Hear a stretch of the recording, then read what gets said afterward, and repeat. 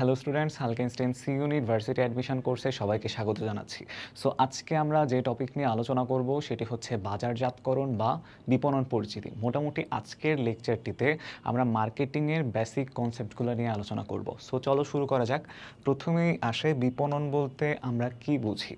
বিপণন হচ্ছে একটি সামাজিক প্রক্রিয়া কিংবা যেটিকে আমরা বলতে পারি একটি ব্যবস্থাপকীয় প্রক্রিয়া, যার মাধ্যমে কোনো একটা পণ্য বা কোনো একটা সেবার ধারণা সৃষ্টি করা হয় এবং সেক্ষেত্রে ওই পণ্য বা সেবা যিনি উৎপাদন করছেন অর্থাৎ উৎপাদক এবং সেই পণ্য বা সেবা যাদের কাছে পৌঁছানো হচ্ছে অর্থাৎ ভোক্তার চাহিদা অনুযায়ী উৎপাদক পণ্য এবং সেবা তাদের নিকট পৌঁছাতে পারছে কিনা, ওভারঅল এই কনসেপ্টগুলো নিয়ে এখানে ডিল করা হয়। সো এটার সংজ্ঞায়নে যদি আমরা আসি, বিপণন বলতে বোঝানো হয় একটি ব্যবস্থাপকীয় এবং সামাজিক প্রক্রিয়া যার মাধ্যমে পণ্য এবং সেবার ধারণা সৃষ্টি করা হয় এবং পরবর্তীতে উৎপাদকের নিকট হতে ভোক্তাদের প্রত্যাশা মোতাবেক অর্থাৎ যারা ভোক্তা বা কাস্টমার আছে তাদের যে চাহিদা বা ডিমান্ড, সেই ডিমান্ড অনুযায়ী পণ্য কিংবা সেবা পৌঁছে দিয়ে তাদের সন্তুষ্টি বিধানের চেষ্টা চালানো হয়। এই সন্তুষ্টির ব্যাপারটা কিভাবে আসে? মনে করা হচ্ছে আমি একজন কাস্টমার, আমার পয়েন্ট অফ ভিউ থেকে যদি আমি চিন্তা করি আমি কোনো একটা প্রোডাক্টের মধ্যে কী কী কোয়ালিটি চাচ্ছি বা আমি চাচ্ছি যে কী কী ফিচার্স ওই প্রোডাক্টের মধ্যে থাকবে, আমি যখন আমার আশানুরূপ সেই ফিচার্স বা সেই কোয়ালিটিগুলো যখন আমি প্রোডাক্টটির কাছ থেকে পাচ্ছি তখন আলটিমেটলি আমি সন্তুষ্ট হচ্ছি সেই প্রোডাক্টটা কিনে। সো প্রত্যেকটা মার্কেটিং কনসেপ্টের মূলে আছে এই সন্তুষ্টি বিধানের ব্যাপারটি, তাদের সন্তুষ্টি যারা কাস্টমার কিংবা ভোক্তা তাদের। এখন যদি আমরা পরের স্লাইডে আসি, দেখো এখানে আমাকে ওভারঅল একটা মার্কেটিং কনসেপ্ট কিভাবে সৃষ্টি হয় সেই ব্যাপারটিকে উপস্থাপন করা হয়েছে। প্রথমত দেখো, প্রয়োজন, অভাব এবং চাহিদা। আমাদের বাজারজাতকরণ কিংবা মার্কেটিংয়ের কনসেপ্টের বেস হচ্ছে একদম প্রয়োজন, অভাব এবং চাহিদা। এরপরে আসে হচ্ছে বিপণন অর্পণ, যার মধ্যে কি আছে পণ্য, সেবা এবং অভিজ্ঞতা। এই বিপণন অর্পণের মধ্যে কি কি ইনক্লুডেড হচ্ছে? প্রথমত হচ্ছে এখানে তোমার র ম্যাটেরিয়ালস কালেক্ট করে আমি চাইলে হচ্ছে একটা প্রোডাক্ট বানাতে পারি বা একটা পণ্য তৈরি করতে পারি, কিংবা হচ্ছে আমি সেবা দিতে পারি। সেবার মধ্যে কি কি আছে? যেমন হচ্ছে তোমার এডুকেশন ফ্যাসিলিটিস, এই যে তুমি এখন আমার ক্লাসটা করছো এটাও কিন্তু কাইন্ড অফ একটা সার্ভিস। তার পাশাপাশি হচ্ছে যারা উকিল আছে আইনগত সেবা দিয়ে থাকে, যারা ডাক্তার আছে তারা চিকিৎসাগত সেবা দিয়ে থাকে। সো পণ্য, সেবা, অভিজ্ঞতা, এই অভিজ্ঞতার ব্যাপারটা কিভাবে আসে? মনে করো তুমি একটা ম্যানেজমেন্ট কনসালটেন্সি ফার্ম খুলেছো, সেখানে হচ্ছে যারা যে বড় বড় অর্গানাইজেশনগুলো আছে তারা যদি কোনো ম্যানেজারিয়াল রিলেটেড প্রবলেম ফেস করে, তুমি তাদেরকে তোমার এক্সপার্টাইজ বা অভিজ্ঞতা থেকে তুমি তাদেরকে পরামর্শ দাও, সেটাও কিন্তু কাইন্ড অফ একটা সার্ভিসের মধ্যেই পড়ছে। সো এখান থেকে কি আসছে সেটা হচ্ছে কি ক্রেতার ভ্যালু এবং সন্তুষ্টি। ভ্যালুর ব্যাপারটা কি? আমি যে প্রোডাক্ট বা সার্ভিসটা দিচ্ছি, আমার যে কাস্টমার আছে তারা সেই প্রোডাক্ট এবং সার্ভিস থেকে কিভাবে উপকৃত হচ্ছে সেটাই ডিটারমাইন করে একটা প্রোডাক্টের ভ্যালু কি হবে সেটা।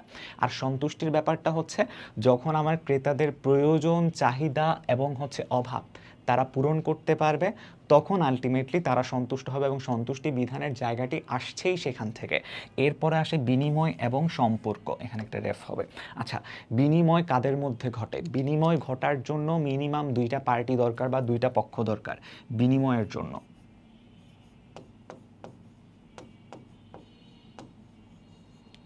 এই দুইটা পক্ষ কারা হতে পারে? একটা পক্ষ হতে পারে বিক্রেতা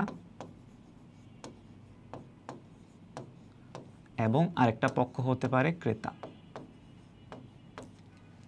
এরপর হচ্ছে সম্পর্কের ব্যাপারটা কিভাবে ঘটে দেখো। মনে করো আমি একজনের কাছ থেকে একটা প্রোডাক্ট কিনলাম, এখন সেই প্রোডাক্টের মধ্যে আমি যা যা ফিচার্স চেয়েছিলাম, মানে আমার যা প্রত্যাশা ছিল, আমি আশানুরূপ সেই ফিচার্সগুলোই পেয়েছি এবং ভালো মানের একটা কোয়ালিটি তিনি আমাকে এনশিওর করেছেন প্রোডাক্টটা আমার কাছে দেওয়ার মাধ্যমে। সো আলটিমেটলি তার প্রতি আমার একটা লয়্যালটি তৈরি হবে, বিশ্বস্ততা তৈরি হবে। সেই বিশ্বস্ততার জায়গা থেকে আমি কিন্তু তার প্রোডাক্টের মার্কেটিং অলরেডি হচ্ছে করছি। কিভাবে? আমার যারা রিলেটিভস আছে কিংবা আমার যারা পরিচিত আছে তাদেরকে আমি বলবো কি এর কাছ থেকে আমি এই প্রোডাক্টটা নিয়েছি এবং সেখান থেকে আমি ভালো কোয়ালিটি পেয়েছি, বা সেই প্রোডাক্টটা মান ভালো, কোয়ালিটি ভালো, এইগুলো যখন আমি তাদের কাছে বলবো আলটিমেটলি তার কাস্টমার এনগেজমেন্ট কিন্তু বাড়ছে। সো সেই ক্ষেত্রে কিন্তু তার মার্কেটিংয়ের জায়গাটা আরও স্ট্রং হচ্ছে। এটা কিভাবে ঘটছে? এই যে তার সাথে আমার একটা সম্পর্ক, এই সম্পর্কটা কিভাবে সৃষ্টি হয়েছে? এই যে একটু আগে দেখলাম ক্রেতার ভ্যালু, সে আমাকে ভালো মানের মানের পণ্য দিয়েছে বা ভালো মানের সেবা দিয়েছে, তার মাধ্যমে কি হয়েছে আলটিমেটলি তার সাথে আমার একটা ভালো সম্পর্ক সৃষ্টি হয়েছে, যেই সম্পর্কের কারণে আমি 8-10 জন আমার যে রিলেটিভস আছে তাদেরকে জানাচ্ছি যে তার প্রোডাক্টটা ভালো, তোমরা চাইলে তার প্রোডাক্টটা কিনতে পারো, যাতে করে তার কাস্টমার এনগেজমেন্ট বাড়ছে এবং তার মার্কেটিংয়ের জায়গাটা আরও স্ট্রং হচ্ছে তার এর মাধ্যমে আলটিমেটলি।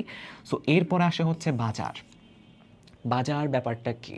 দেখো আলটিমেটলি আমার প্রোডাক্টটা যেখানে সেল হচ্ছে বা যেখানে আমি আমার প্রোডাক্টটাকে লঞ্চ করছি সেই জায়গাটাকেই আমি বলছি বাজার। এখন এই বাজারটা টিকে থাকবে বা আমার প্রোডাক্টটা লং টার্মে সাস্টেইন করবে কখন? যখন আমি দেখব যে হচ্ছে বাজারের চাহিদা যেটা, আমার কাস্টমার ডিমান্ড যেটা, আমি তাদের সেই ডিমান্ডটা ফুলফিল করতে পারছি, বা আমার কাস্টমার আমার প্রোডাক্ট থেকে যে যে কোয়ালিটি চাচ্ছে আমি তাদেরকে সেই কোয়ালিটি সাপ্লাই দিতে পারছি আমার প্রোডাক্টের থ্রুতে। তখন গিয়ে হচ্ছে আমার প্রোডাক্টটা বা আমার যে সার্ভিসটা সেটা লং টার্মে সাস্টেইন করবে মার্কেটে, তাও প্রফিটেবলি। সো আলটিমেটলি আমার প্রত্যেকটা ব্যবসায়ের উদ্দেশ্য কি? প্রফিট মার্জিন এনশিওর করা কিংবা মুনাফা অর্জন করা। সো এই ক্ষেত্রে আমি যখন সেটা করতে পারছি ডেফিনেটলি হচ্ছে আমার প্রোডাক্টটা প্রফিটেবলি বা হচ্ছে সাস্টেনেবলি একটা মার্কেটের মধ্যে টিকে থাকতে পারবে। সো এখান থেকেই আসে হচ্ছে আবার কি প্রয়োজন, অভাব এবং চাহিদা, এবং এই সার্কেলটা কন্টিনিউয়াসলি চলতে থাকে। এখানের মধ্যে চেঞ্জেস কোথায় আসে? দেখো প্রত্যেকটা কাস্টমারের চাহিদা, প্রয়োজন এবং অভাব প্রতিনিয়ত পরিবর্তিত হয়। এই পরিবর্তনটা কিসের সাপেক্ষে ঘটে? এর একটা ক্ষুদ্র উদাহরণ যদি তোমাকে দেই, তুমি টেকনোলজিক্যাল অ্যাডভান্সমেন্টের কথা চিন্তা করো বা তথ্য প্রযুক্তিতে যে অগ্রগতিটা হয়েছে, আজকে থেকে 20 বছর আগের যে মার্কেটিং কনসেপ্ট এবং বর্তমান যুগের যে মার্কেটিং কনসেপ্ট, এটা টোটালি আলাদা দুইটা বিষয়। কারণ আগে টেকনোলজিক্যাল ইনভলভমেন্ট সেভাবে ছিল না, যেই কারণে তখনকার দিনে হচ্ছে যে মার্কেটিং প্রসেসগুলো ফলো করা হতো, এখনকার দিনে সেগুলোকে অনেকটাই মডার্নাইজ করা হয়েছে বা আধুনিকায়ন করা হয়েছে। যার কনসেপ্ট থেকে আমরা দেখতে পারি হচ্ছে ই মার্কেটিং। এই ই মার্কেটিংয়ের মাধ্যমে আলটিমেটলি সোশ্যাল মিডিয়া যেগুলো আছে, যেমন হচ্ছে ফেসবুক, টুইটার, ইনস্টাগ্রাম, সেখানে আমরা কিন্তু অনেকগুলো প্রোডাক্টের অ্যাড দেখি। যেমন খুবই পরিচিত একটা অ্যাডের কথা যদি তোমাদেরকে বলি, মনে করো তুমি ইউটিউবে রিল দেখছো, অল অন এ সাডেন তোমার সামনে একটা ফুড পান্ডার অ্যাডভার্টাইজ চলে আসলো। এখন তোমাকে একটা সার্টেন টাইম পিরিয়ড পর্যন্ত ওই ফুড পান্ডার অ্যাডটা দেখতে হচ্ছে, তারপর গিয়ে তোমার সামনে স্কিপ বাটনটা হচ্ছে ভিজিবল হলো এবং তখন তুমি স্কিপ বাটনে প্রেস করলে অ্যান্ড দেন হচ্ছে তোমার অ্যাডটা চলে গেল। সো এটা কিন্তু কাইন্ড অফ অনলাইন মার্কেটিং, যার ধারণাটা এসেছে এই টেকনোলজিক্যাল অ্যাডভান্সমেন্টের মাধ্যমে। সো এখানের মধ্যে চেঞ্জেস কি হচ্ছে? তাহলে প্রযুক্তিগত অগ্রগতি আমাদের মার্কেটিং কনসেপ্টের মধ্যে ব্যাপক একটা পরিবর্তন সাধিত করেছে, যেই কারণে আলটিমেটলি এখন কাস্টমাররা রেগুলারলি হচ্ছে তাদের যে নিড বা প্রয়োজন, অভাব, চাহিদা, এগুলোর মধ্যে কিন্তু পরিবর্তনটা ঘটাচ্ছে। সো আমরা বলতে পারি কি এই সার্কেলটা কন্টিনিউয়াসলি চলতেই থাকে। এটা একটা নেভার এন্ডিং প্রসেস বা কখনোই শেষ হবে না এরকম একটা প্রসেস। এখন আমরা যদি আসি যে বিপণনের ধারণাসমূহ, প্রথমত ল্যাটিন মার্কেটাস, এই শব্দ থেকে মার্কেট শব্দটা এসেছে। তাহলে মার্কেট শব্দের উৎপত্তি কোন শব্দ থেকে হয়েছে? ল্যাটিন শব্দ মার্কেটাস থেকে। পণ্য এবং সেবার প্রকৃত ও সম্ভাব্য ক্রেতার সমষ্টিকে বলা হয় বাজার।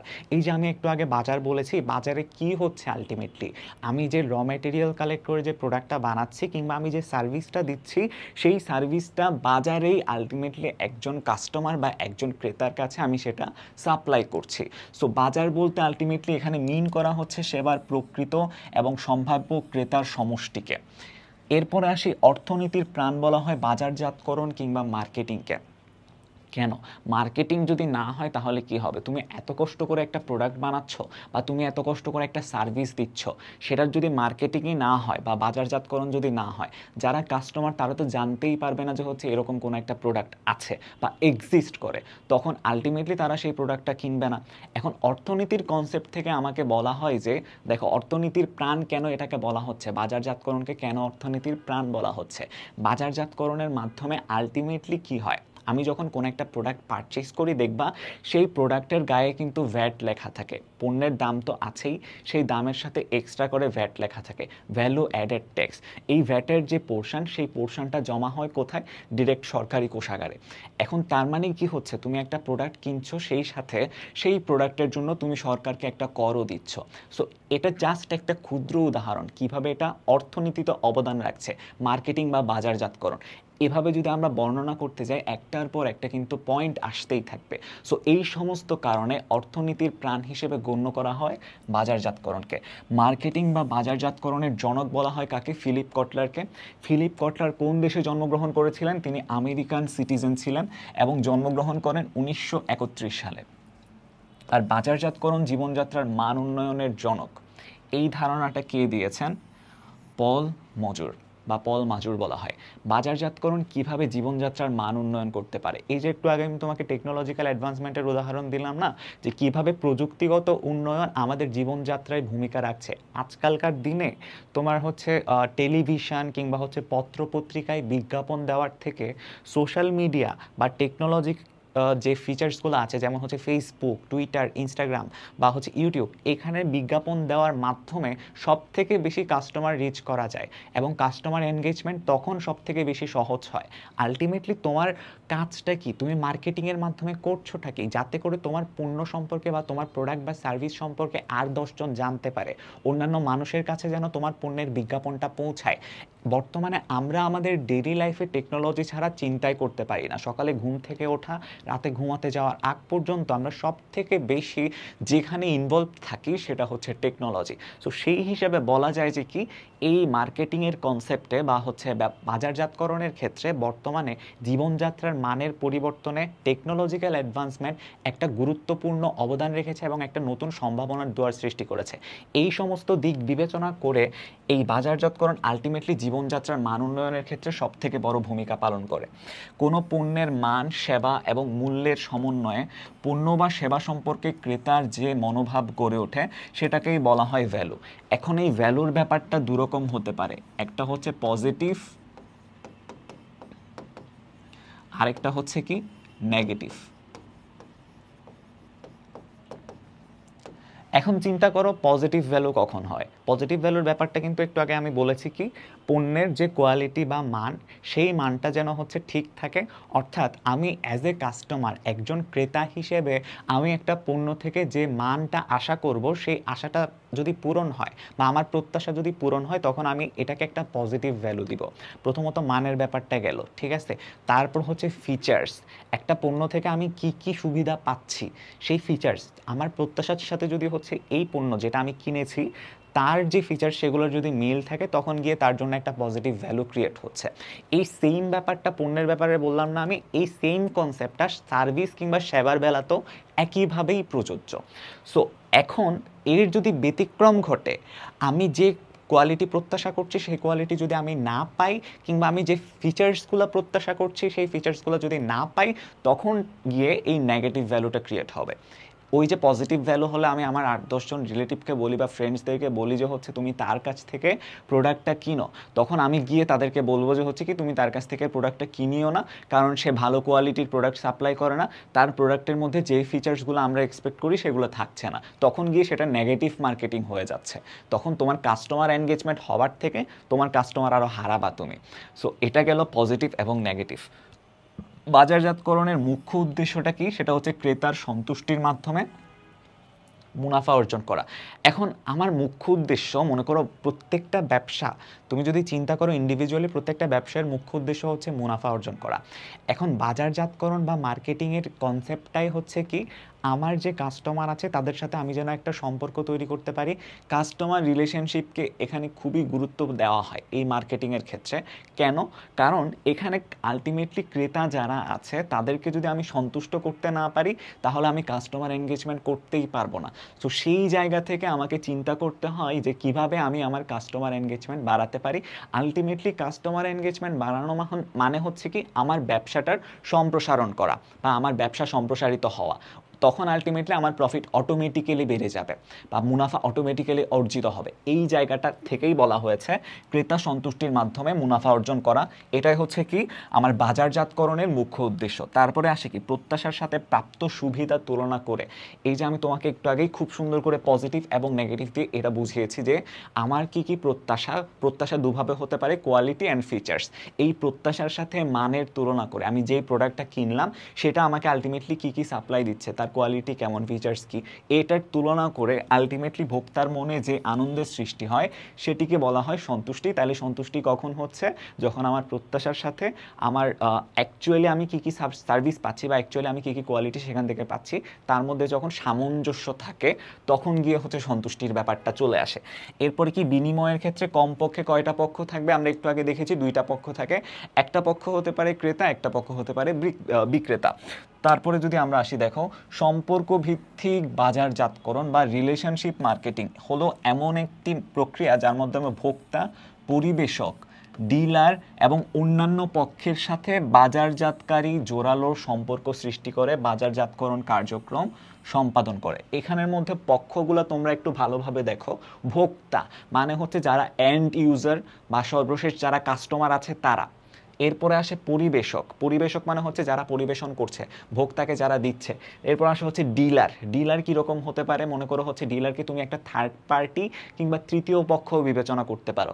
যেমন মনে করো হচ্ছে আমি একজন উৎপাদক, ঠিক আছে, আমি প্রোডাক্ট উৎপাদন করছি কিন্তু আমি সরাসরি বিক্রি করছি না, আমি সেগুলোকে পাইকারি দামে একজন পাইকারি বিক্রেতার কাছে বেচছি। এখন সেই পাইকারি বিক্রেতা একজন খুচরা বিক্রেতার কাছে সেই প্রোডাক্টগুলো আবার সেল করছে, আর সেই খুচরা বিক্রেতা ওইগুলো সেল করছে যারা ভোক্তা। সো এখানের মধ্যে অনেকগুলো পার্টি আছে, মনে করো ডিলার হচ্ছে সেরকম একটা থার্ড পার্টি। এখন এই পক্ষগুলোর মধ্যে আলটিমেটলি বাজারজাতকারী জোরালো সম্পর্ক সৃষ্টি করে কি বাজারজাতকরণ কার্যক্রম সম্পন্ন বা সম্পাদন করে। এখন মার্কেট সেগমেন্টেশন বা হচ্ছে বাজার বিভক্তিকরণ, বাজার বিভক্তিকরণের কনসেপ্টটা যদি তোমাকে আমি বলি, দেখো আমার প্রত্যেকটা মার্কেটের ক্ষেত্রে চাহিদার ভিন্নতা থাকতে পারে।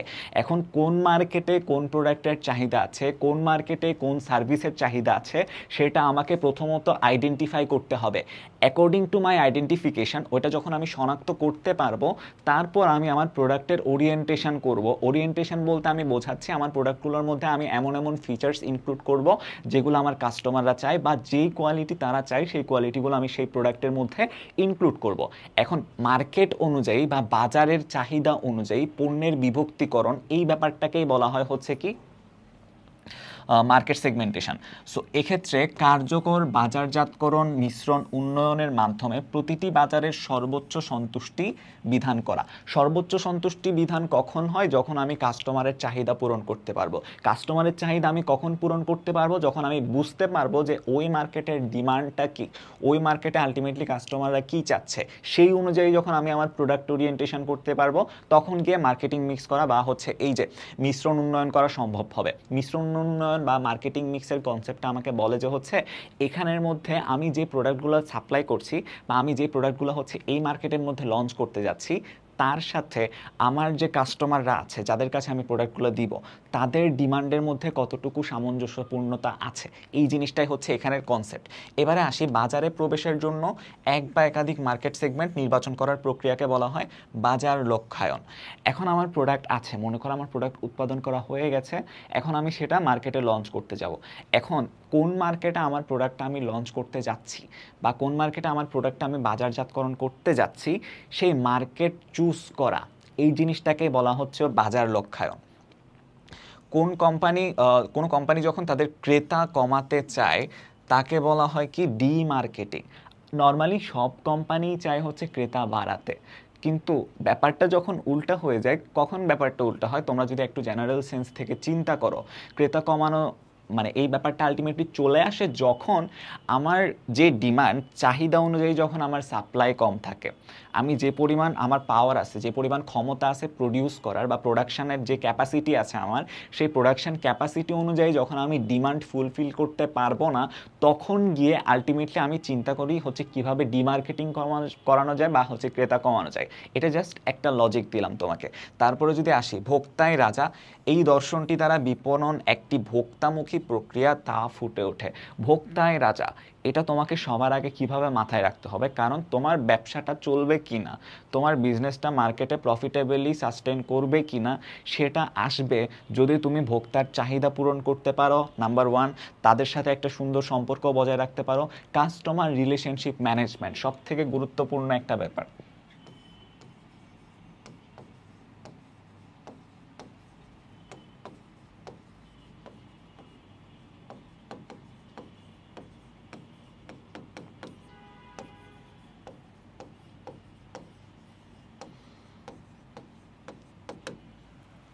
কাস্টমার রিলেশনশিপ ম্যানেজমেন্ট মানে কি? ভোক্তার সাথে তুমি যদি সুসম্পর্ক রাখতে পারো তখন আলটিমেটলি তারাই কিন্তু তোমার মার্কেটিংটা করে দিবে, তোমার প্রোডাক্ট সম্পর্কে তারাই কিন্তু অন্যদেরকে জানাবে, তখন গিয়ে তোমার কাস্টমার এনগেজমেন্টটা হবে।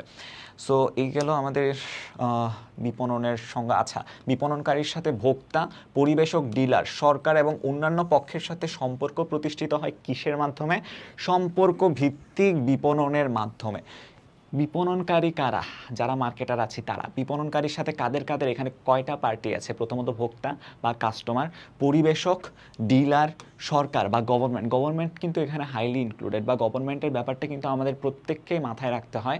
কারণ দেখো, প্রত্যেকটা বাজারের মধ্যে তো হচ্ছে কিছু রুলস অ্যান্ড রেগুলেশনস থাকে বা কিছু ল থাকে। প্রত্যেকটা দেশের ক্ষেত্রে কিন্তু এগুলো ভিন্ন ভিন্ন হতে পারে। এক এক দেশের ল অনুযায়ী হচ্ছে এক এক রকমের কনসেপ্ট। যখন তুমি যদি ভুটানের কথা চিন্তা করো, যে ভুটানে কিন্তু ধূমপান আইনত নিষিদ্ধ। সো সেখানে তুমি যদি হচ্ছে সিগারেটের ব্যবসা করতে যাও, ডেফিনেটলি সেটা সেখানে ইল্লিগাল হবে। কিন্তু তুমি যদি সেম ব্যবসাটা বাংলাদেশের কনসেপ্ট থেকে চিন্তা করতে চাও, বা বাংলাদেশের কনসেপ্ট থেকে যদি তুমি এটা চিন্তা করো, তাহলে কিন্তু বাংলাদেশে সেটা অবৈধ নয়। সো সেক্ষেত্রে সরকারের এখানে বড় একটা ভূমিকা থাকে। তারপরে যদি আসি, এই যে সম্পর্ক ভিত্তিক বিপণনের মাধ্যমে আলটিমেটলি বিপণনকারীর সাথে ভোক্তা, পরিবেশক, ডিলার, সরকার এবং অন্যান্য পক্ষের মধ্যে কি হচ্ছে? সম্পর্ক প্রতিষ্ঠিত হচ্ছে। মার্কেটিং সিস্টেম মডেলের উপাদানগুলো কি? মার্কেটিং সিস্টেম মডেল, তোমাকে একটু আগে আমি কি বলেছি? আমি প্রথমত র ম্যাটেরিয়ালস কালেক্ট করব একটা প্রোডাক্ট বানানোর জন্য। সেই র ম্যাটেরিয়ালসগুলো আমি যাদের কাছ থেকে কালেক্ট করছি তারাই হচ্ছে সরবরাহকারী, মানে তারা হচ্ছে সাপ্লায়ার, তারা আমাদেরকে সাপ্লাই করে সেই র ম্যাটেরিয়ালসগুলো, যেগুলোকে প্রসেসিংয়ের মাধ্যমে আমি কোনো একটা প্রোডাক্টে আমি কনভার্ট করছি। তারপর আসে হচ্ছে কোম্পানি, প্রতিযোগী, মধ্যস্থ ব্যবসায়ী এবং ভোক্তা। কোম্পানি কি? মনে করো হচ্ছে আমি কোম্পানি, আমি যেহেতু প্রোডাক্টটা প্রডিউস করছি। কোম্পানির পরে আসে হচ্ছে প্রতিযোগী। একটা মার্কেটে আমি যে লেভেলের বা যে টাইপের প্রোডাক্ট প্রডিউস করছি, সেই টাইপের প্রোডাক্ট যখন আরেকটা কোম্পানি প্রডিউস করছে, তখন আমি তাকে গিয়ে বলছি প্রতিযোগী। ডেফিনেটলি আমাদের মধ্যে একটা কম্পিটিশন থাকবে। এখন চিন্তা রাখতে হবে যেন আমাদের কম্পিটিশনটা একটা সুস্থ কম্পিটিশন হবে, সুস্থ প্রতিযোগিতা হয়। অসুস্থ প্রতিযোগিতা কখন হয়? যখন হচ্ছে সে তার প্রোডাক্টের কোয়ালিটি ডিক্রিজ করছে, সেটা দেখে আমিও প্রোডাক্টের কোয়ালিটি ডিক্রিজ করে ফেললাম। সে তার প্রোডাক্টের দাম বাড়াচ্ছে, আমিও দাম বাড়াচ্ছি। তখন গিয়ে আলটিমেটলি যারা কাস্টমার আছে তাদের সাথে এটা একটা তাদের সাথে কিন্তু এটা একটা বলা চলে যে হচ্ছে তাদের যে ডিমান্ড, কিংবা তারা আমাদের কাছ থেকে যেটা চায়, আমরা সেটা না করে উল্টো তাদের জন্য কোয়ালিটিটা কমাই দিচ্ছি, যেন আমার মুনাফাটা বেশি হয়। সেই জন্য আলটিমেটলি, বা প্রফিট যেন আমি বেশি করতে পারি, সেই জন্য আমি দাম বাড়াই দিচ্ছি। সো তাদের সাথে যেন হচ্ছে আমি কোনো ধরনের বিশ্বাসঘাতকতা কিংবা তাদের প্রতি বিশ্বস্ততার যে জায়গা, তাদের প্রতি আমার দায়বদ্ধতার যে জায়গা, সেই জায়গা থেকে যেন আমি সৎ থাকতে পারি, সেটাই কিন্তু এখানে আমাকে সবার আগে বিবেচনায় রাখতে হবে। সো প্রতিযোগীর ব্যবসাটা যদি, বা প্রতিযোগীর ব্যাপারটা যদি আমরা চিন্তা করি, তারপরে আসা হচ্ছে মধ্যস্থ ব্যবসায়ী। মধ্যস্থ ব্যবসায়ীর মধ্যে তোমরা চিন্তা করতে পারো হচ্ছে একজন পাইকারি বিক্রেতাকে। মনে করো আমি উৎপাদক, আমার কোম্পানি জাস্ট প্রোডাকশন করবার পরে সে ওই প্রোডাক্টগুলা একজন পাইকারি বিক্রেতাকে দেয়, যিনি আলটিমেটলি খুচরা বিক্রেতার কাছে বিক্রি করে, বা ওই খুচরা বিক্রেতা একদম এন্ড কাস্টমার বা এন্ড ইউজার বা যারা ভোক্তা আছে তাদের কাছ থেকে গিয়ে, বা তাদের কাছে গিয়ে ওই পণ্যটা বা প্রোডাক্টটা সাপ্লাই করছে। এখন তারপরে যদি আমরা আসি, নির্ধারিত মার্কেট ঠিক করা এবং ক্রেতাদের সাথে লাভজনক সম্পর্ক প্রতিষ্ঠা করাই হচ্ছে মার্কেটিং ব্যবস্থাপনা। নির্ধারিত মার্কেট ঠিক করা, বা বলতে পারো হচ্ছে তোমার কি মার্কেট সেগমেন্টেশন, যেটা একটু আগে আমরা পড়ে এসেছি, যে কোন মার্কেটে গেলে আমি প্রফিটেবলে আমার প্রোডাক্টটা সেল করতে পারবো। তারপর কি যারা ক্রেতা বা আমার কাস্টমার আছে তাদের সাথে আমি কীরকম সম্পর্ক স্থাপন করতে পারছি।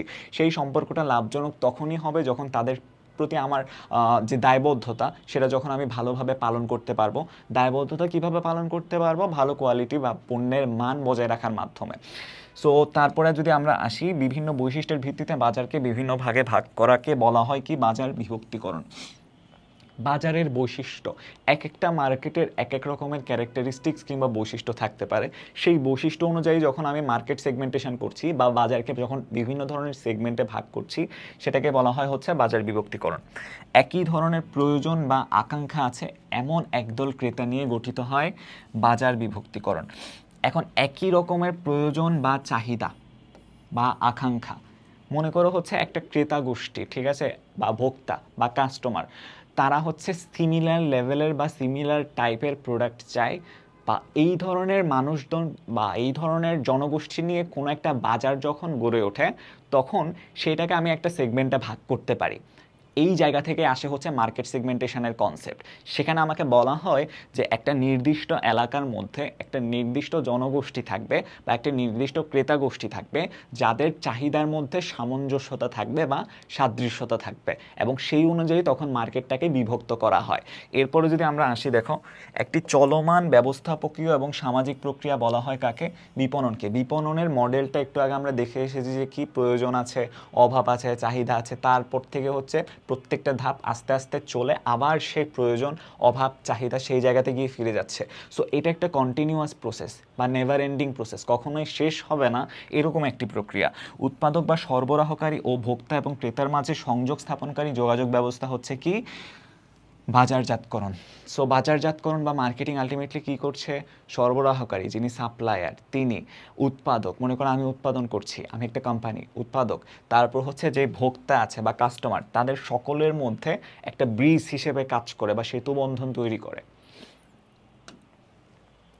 যে প্রক্রিয়ায় ক্রেতাদের সাথে সন্তোষজনক উপায়ে বিনিময়ের সম্পর্ক স্থাপন করা হয় তাকে বিপণন বলে। এটা অলরেডি আমরা পড়ে এসেছি যে কি আমার কাস্টমার যারা আছে তাদের সাথে আমি কিভাবে বিহেভ করছি, তাদের সাথে কিভাবে আমি কাস্টমার রিলেশনশিপটা মেনটেন করছি, তাদের জন্য কিভাবে আমি ভ্যালু অ্যাড করতে পারছি, তাদেরকে যে প্রোডাক্টগুলো সাপ্লাই করছি সেখানে। সো এই সব কিছুই আলটিমেটলি বিপণনের মধ্যে আসে। বিপণন সমাজের বিভিন্ন পক্ষ, সমাজের বিভিন্ন পক্ষের মধ্যে ক্রেতা গোষ্ঠী আছে, উৎপাদক গোষ্ঠী আছে, সরবরাহকারী গোষ্ঠী আছে। সো এই পক্ষ ও ব্যবস্থাপনার সংশ্লিষ্ট কার্যাদি সম্পৃক্ত বলে একে বলা যায় একটি সামাজিক প্রক্রিয়া। ডেফিনেটলি বিপণনের তিনটি কাজের মধ্যে ভোক্তা বিশেষণকে বলা হয় কি? উৎপাদন পূর্ব কাজ। ভোক্তা বিশ্লেষণ। ভোক্তা বিশ্লেষণ বলতে কি বোঝানো হয়? যারা কাস্টমার আছে সেই কাস্টমারকে ওরিয়েন্ট করে বা তাদেরকে কেন্দ্র করে আমার মার্কেটের মধ্যে যে প্রোডাক্টটা লঞ্চ করতে যাচ্ছি সেই প্রোডাক্টটাকে সাজানো বা সেই প্রোডাক্টের মধ্যে কোয়ালিটি বা ফিচার্স অ্যাড করা। আলটিমেটলি সেটা এমন হতে হবে যাতে সেটা আমার ভোক্তা কিংবা কাস্টমার যে আছে তার চাহিদার সাথে সাদৃশ্যপূর্ণ কিংবা সামঞ্জস্যপূর্ণ হয়। এরপরে যদি আমরা আসি, বিপণনের তিনটি কাজের মধ্যে গুদামজাতকরণ কাজটিকে বলা হয় উৎপাদন পরবর্তী কাজ। ডেফিনেটলি কেন? আমি প্রথমত প্রোডাক্ট প্রডিউস করছি, প্রডিউস করার আগে আমি চিন্তা করছি হচ্ছে আমার যারা কাস্টমার আছে তাদের চাহিদা কি। এক নাম্বার গেল কাস্টমার বা ক্রেতা বিশ্লেষণ যেটাকে আমরা বলি, সেটা উৎপাদন পূর্ব কাজ। উৎপাদন করলাম, এখন উৎপাদনের পরবর্তীতে আমি যে প্রোডাক্টগুলো উৎপাদন করেছি সেগুলো যাতে বিক্রি করতে পারি, বিক্রি করার আগ পর্যন্ত সেগুলোকে আমাকে গুদামজাতকরণ করতে হবে। সো এটা ডেফিনেটলি একটা উৎপাদন পরবর্তী কাজ। কোনো কিছু পাওয়া থেকে নিজেকে বঞ্চিত মনে করার অনুভূতিকে বলা হয় হচ্ছে প্রয়োজন। মানে কি? আমি এখন কোনো একটা কিছু চাই কিন্তু সেটা আমার কাছে নেই, এই যে পাওয়া থেকে বঞ্চিত হওয়া, এই জিনিসটাকে বলা হচ্ছে কি? প্রয়োজন। আর কি প্রয়োজন যখন ভোক্তার সংস্কৃতি এবং ব্যক্তিত্বের দ্বারা অনুমোদিত হয় তখন তাকে বলা হয় অভাব। সংস্কৃতি, কালচার, ট্রেডিশন, এই ব্যাপারগুলো এখানে চলে আসে। এখন এই যে একটু আগে আমরা প্রয়োজন বললাম, প্রয়োজনটা কি বলছি? যে নিজেকে বঞ্চিত মনে করা। এই ব্যাপারটা কি দ্বারা ইনফ্লুয়েন্সড হচ্ছে এখানে? প্রথমত সংস্কৃতি, আমার যে কালচার বা আমার যে ট্রেডিশন আছে সেটা, এবং ব্যক্তিত্ব বা আমার যে পার্সোনালিটি আছে সেটা, এটা দ্বারা যখন অনুমোদিত হয় তখন তাকে বলা হয় অভাব। এরপরে কোনো কিছুর অভাব বা অভাব পূরণের সামর্থ্য, অর্থ ব্যয়ের ইচ্ছা, এগুলো যখন থাকে, প্রথমত আমাকে চিন্তা করতে হবে আমি যেটার প্রয়োজন বোধ করছি বা আমার যেটার অভাব আছে সেই অভাব পূরণ করার সামর্থ্য আমার কাছে আছে কিনা, সেই অভাব পূরণ করার মতো আমার ওই ফাইন্যান্সিয়াল ক্যাপাবিলিটি বা অর্থ আমার কাছে আছে কিনা। সো তখন সেটা যদি থাকে বা অর্থ ব্যয় করার ইচ্ছা যদি আমার থাকে, তখন জিনিসটাকে আমরা বলে থাকি চাহিদা বা ডিমান্ড। তারপর কি মানুষের প্রয়োজন এবং অভাব পূরণে সক্ষম এমন যা কিছু বাজারে পাওয়া যায় তা হচ্ছে পণ্য। সো প্রথমে আসছে আমার প্রয়োজন। প্রয়োজনবোধের জায়গাটা যখন হচ্ছে আমার ট্রেডিশন বা কালচার দিয়ে ইনফ্লুয়েন্সড হচ্ছে তখন সেটাকে আমরা বলছি কি? অভাব। এই অভাব পূরণের ক্ষমতা যখন আমার আছে এবং যখন সেই অভাব পূরণের জন্য আমি অর্থ ব্যয় করার ইচ্ছা পোষণ করছি তখন সেটাকে আমরা বলছি চাহিদা। আর সেই চাহিদা অনুযায়ী হচ্ছে যখন বাজারে এমন কিছু পাওয়া যায় তখন সেটাকে আমরা বলা হয় পণ্য বা আমরা পণ্য বলে থাকি। কোনো কিছুর বা কোনো বিষয়ে অর্জিত বাস্তব জ্ঞানকে বলা হয় অভিজ্ঞতা। ডেফিনেটলি অভিজ্ঞতাটা কিভাবে অর্জন করে? আমরা কোনো একটা কিছু যখন আমরা বাস্তবে বা কোনো বিষয়ে যখন হচ্ছে আমরা বাস্তব জ্ঞান অর্জন করি, রিয়েল লাইফে যখন আমরা কোনো কিছু একটা এক্সপিরিয়েন্স করি, বা অভিজ্ঞতাটা তখনই আসছে যখন হচ্ছে বাস্তব জ্ঞান, রিয়েল লাইফ নলেজ আমরা কোনো কিছু থেকে পেয়ে থাকি। সো তারপর আসে কি? সর্বোচ্চ ক্রেতা ভ্যালু সৃষ্টির জন্য কোনো কোম্পানি নিজের পণ্যকে প্রতিযোগীর থেকে পৃথকভাবে উপস্থাপনকে বলা হয় কি? পৃথকীকরণ। আমার প্রোডাক্টটা একজন কাস্টমার কেন কিনবে, আরেকজনের কাছেও তো সিমিলার প্রোডাক্ট আছে। সো আমাদের দুইজনের প্রোডাক্টকে যদি একসাথে রাখা হয় তখন তার মধ্যে ডিফারেন্স কি কি থাকবে, কার কোয়ালিটি বেশি হবে, কার প্রোডাক্টের ফিচার্স বেশি বেশি থাকবে, এই জায়গাটাই কিন্তু আলটিমেটলি কাস্টমার ভ্যালু ক্রিয়েট করে। সো এটাই হচ্ছে পৃথকীকরণ, যে আমার প্রোডাক্টটা আমি কিভাবে আরেকজন থেকে, অর্থাৎ আমার যে প্রতিযোগী আছে, যে কম্পিটিটর আছে, তার কাছ থেকে আমি কিভাবে আলাদা করতে পারছি। তারপর আসছে কি, প্রতিযোগীর পণ্যের তুলনায় নিজের পণ্যের গুণাগুণ, এই যে প্রোডাক্টের কোয়ালিটি, বৈশিষ্ট্য, ক্যারেক্টারিস্টিক্স কিংবা ফিচার্স, ভাবমূর্তি দ্বারা ভোক্তার মনে কোনো কোনো কোম্পানি যে পরিমাণ জায়গা দখল করে তাকে বলা হয় বাজারে অবস্থান গ্রহণ কিংবা মার্কেট পজিশনিং। মানে আলটিমেটলি আমি যখন এটা এনশিওর করতে পারবো যে আমার প্রোডাক্টের কোয়ালিটি, আমার প্রোডাক্টের ফিচার্স বা ভ্যালু, এই সমস্ত কিছুই আমার যে কম্পিটিটর মার্কেটে এক্সিস্ট করছে তার থেকে বেটার পজিশনে আছে, তখন গিয়ে আমি সেটাকে বলতে পারি মার্কেট পজিশনিং। তারপরে যদি আমরা আসি, দেখো কোম্পানি বিভিন্নভাবে এই মার্কেট পজিশনিং করতে পারে, যেমন কি প্রতিযোগীদের তুলনায় একই পণ্যের কম মূল্য ধার্য করা, অধিক সুবিধা দেওয়া। আমি চাইলে যে আমার কম্পিটিটর আছে তার সাথে অসুস্থ প্রতিযোগিতায় না গিয়ে, অসুস্থ প্রতিযোগিতাটা তখন হচ্ছে যখন আমি প্রোডাক্টের কোয়ালিটি ডিক্রিজ করছি, প্রোডাক্টের প্রাইস ইনক্রিজ করছি। সেটা যদি আমি না করে আমি যদি তার তুলনায় আমার পণ্যের দামটা কমিয়ে রাখি, কিংবা তার তুলনায় আমি আমার প্রোডাক্টের মধ্যে বেশি কোয়ালিটি বা বেশি ফিচার্স ইনক্লুড করতে পারি, তখন গিয়ে আলটিমেটলি আমার মার্কেট পজিশনিংটা সব থেকে বেশি সহজ হয়ে যাবে আমার জন্য। বর্তমান প্রতিযোগিতামূলক বাজারে টিকে থাকতে হলে সর্বাধিক গুরুত্ব দেওয়া প্রয়োজন কোথায়? ভোক্তার সন্তুষ্টি বিধানে। কেন? আমরা অলরেডি দেখে এসেছি কি, ভোক্তাই রাজা।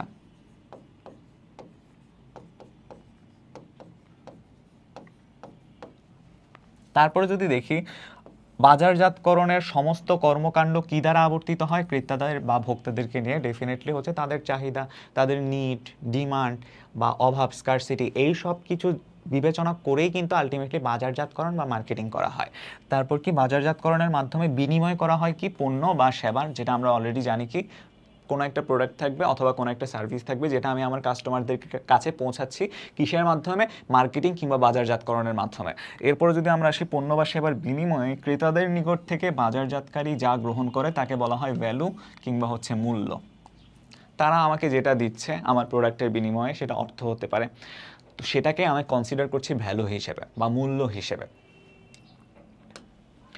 পণ্য এবং সেবা থেকে প্রাপ্ত সুবিধা এবং এর জন্য ব্যয়িত অর্থের পার্থক্যই হচ্ছে ক্রেতা ভ্যালু। মানেটা কি?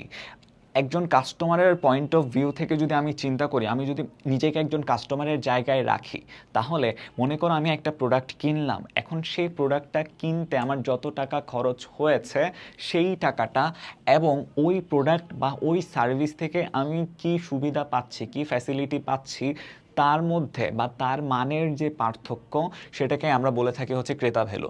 এখন কোনো কিছু প্রদানের মাধ্যমে অন্যের নিকট থেকে প্রত্যাশিত পণ্য বা সেবা গ্রহণের উপায়কে বলা হয় কি? বিনিময়। কোনো কিছু প্রদানের মাধ্যমে ডেফিনেটলি আমি আমার কাস্টমারকে প্রোডাক্ট দিচ্ছি কখন? যখন সে আমাকে কোনো একটা ভ্যালু বা মূল্য পরিশোধ করছে বা টাকা দিচ্ছে আমার প্রোডাক্টের বা পণ্যের বিনিময়ে। পণ্যটা যখন সে গ্রহণ করছে তার বিনিময়ে সে আমাকে টাকা দিচ্ছে। সো এই জিনিসটাকে হচ্ছে বিনিময়ের কনসেপ্টের মধ্যে নিয়ে আসা হয়। সুনির্দিষ্ট এবং অদৃশ্য কাজ যা অভাব পূরণ করতে পারে তাকে বলা হয় সেবা। পণ্য অবশ্যই হচ্ছে দৃশ্যমান কোনো একটা বস্তু। পণ্য বলতে আমরা কি বুঝি? এই যে আমরা র ম্যাটেরিয়ালস কালেক্ট করি, সেটাকে প্রসেসিং করি, তারপর হচ্ছে সেটাকে আমরা ফাইনাল লেভেলে প্যাকেজিং বা হচ্ছে ডিজাইনিংয়ের মাধ্যমে একটা প্রোডাক্টে এটাকে কনভার্ট করি, তখন গিয়ে সেটাকে আমরা পণ্য বলে থাকি।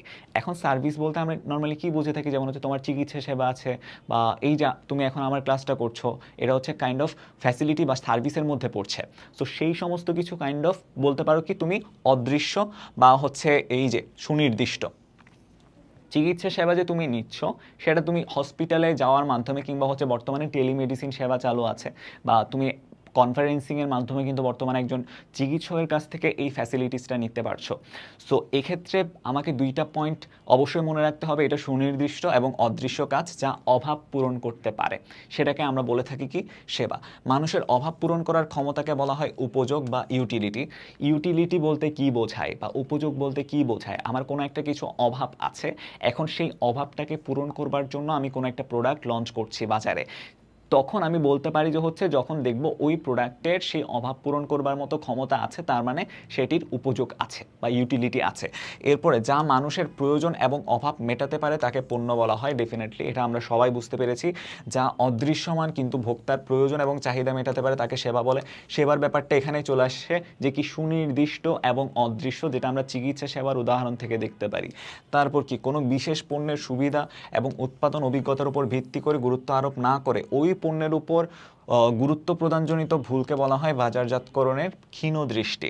মানে কোনো একটা প্রোডাক্ট থেকে আমি কি কি ফ্যাসিলিটি আমার কাস্টমারদেরকে দিতে পারি, কিংবা হচ্ছে উৎপাদন অভিজ্ঞতার ভিত্তিতে। উৎপাদন অভিজ্ঞতা বলতে আমি বুঝাচ্ছি হচ্ছে কি আমি প্রোডাক্টটা যখন বানাচ্ছি, যদি আমি দেখি যে হচ্ছে কি আমার কাছে ওই র ম্যাটেরিয়ালসগুলো ততটা অ্যাভেলেবল না বা অনেক বেশি কস্টলি, আমার প্রোডাকশন কস্টই অনেক বেশি, সেই অনুযায়ী আমার কাস্টমারদের ডিমান্ড কম, তখন আলটিমেটলি সেটা যখন আমি তাদের কাছে বিক্রি করতে যাব তারা আমার কাছ থেকে কিনছে না, ফলে আমার মার্কেটে বা আমি ওই প্রোডাক্টটা তখন মার্কেটে প্রফিটেবলি সেল করতে পারছি না। ওই জায়গা থেকে যদি আমি তারপরও ওই প্রোডাক্টের প্রোডাকশন চালিয়ে যেতে থাকি, সেটা হবে আমার বাজারজাতকরণের ক্ষীণ দৃষ্টি বা মার্কেটিং মায়োপিয়া বলা হয় সেটাকে। কোনো পণ্য ব্যবহারের মাধ্যমে ক্রেতা যে সুবিধা পায় সেটা হচ্ছে কি ক্রেতা ভ্যালু। ক্রেতা ভ্যালুর মধ্যে আমরা দুইটা মানের পার্থক্য দেখছি। একটা মান হচ্ছে কি ক্রেতা সেই প্রোডাক্টটা কিনছে তার যে মূল্য, এবং ক্রেতা সেই প্রোডাক্টটা থেকে কি কি সুবিধা পাচ্ছে তার যে মূল্য, এই দুইটা মূল্যের যে পার্থক্য বা ডিফারেন্স সেটাকে বলা হচ্ছে ক্রেতা ভ্যালু। কোনো পণ্য থেকে ক্রেতা যে সুবিধা পায় এবং যা ব্যয় করে এই দুয়ের পার্থক্যকেই বলা হয় ক্রেতা ভ্যালু। অলরেডি বললাম প্রতিযোগী যারা আছে প্রতিযোগীদের পণ্যের তুলনায় ক্রেতা কোন পণ্য থেকে যে সুবিধা পায় বা কোনো পণ্য থেকে যে সুবিধা পায় এবং তার জন্য যা ব্যয় করে, এই দুয়ের মধ্যে যে পার্থক্য থাকে তাকে বলা হয় ক্রেতা প্রত্যক্ষণ ভ্যালু বা customer perceived value. Customer value এবং কাস্টমার পারসিভড ভ্যালু এই দুইটার মধ্যে তাইলে ডিফারেন্সটা কোথায় হচ্ছে?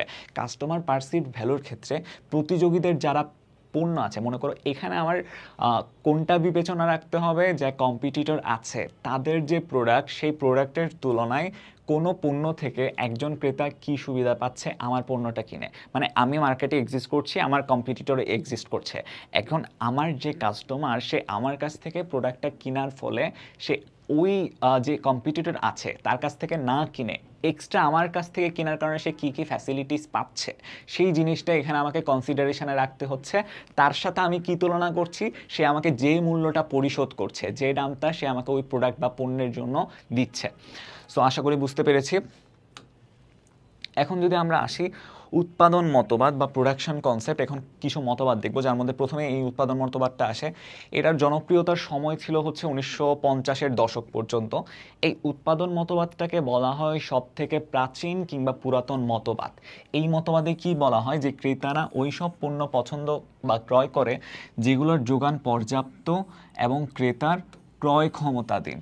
মানে আমি যখন দেখব যে একটা প্রোডাক্ট মার্কেটে ভালো মতোই আছে বা মার্কেটে ওই প্রোডাক্টের ভালোই সাপ্লাই আছে এবং আমার অ্যাফোর্ডেবিলিটি আছে বা আমার কেনার সক্ষমতা আছে, তখন গিয়ে হচ্ছে আমি ওই প্রোডাক্টটা কিনবো। এই জিনিসটাকে হচ্ছে এই মতবাদ অর্থাৎ উৎপাদন মতবাদে বলা হচ্ছে। তার পাশাপাশি এই মতবাদের ক্ষেত্রে ইকোনোমাইজ অফ স্কেল ধারণা সব থেকে বেশি কার্যকর হয়।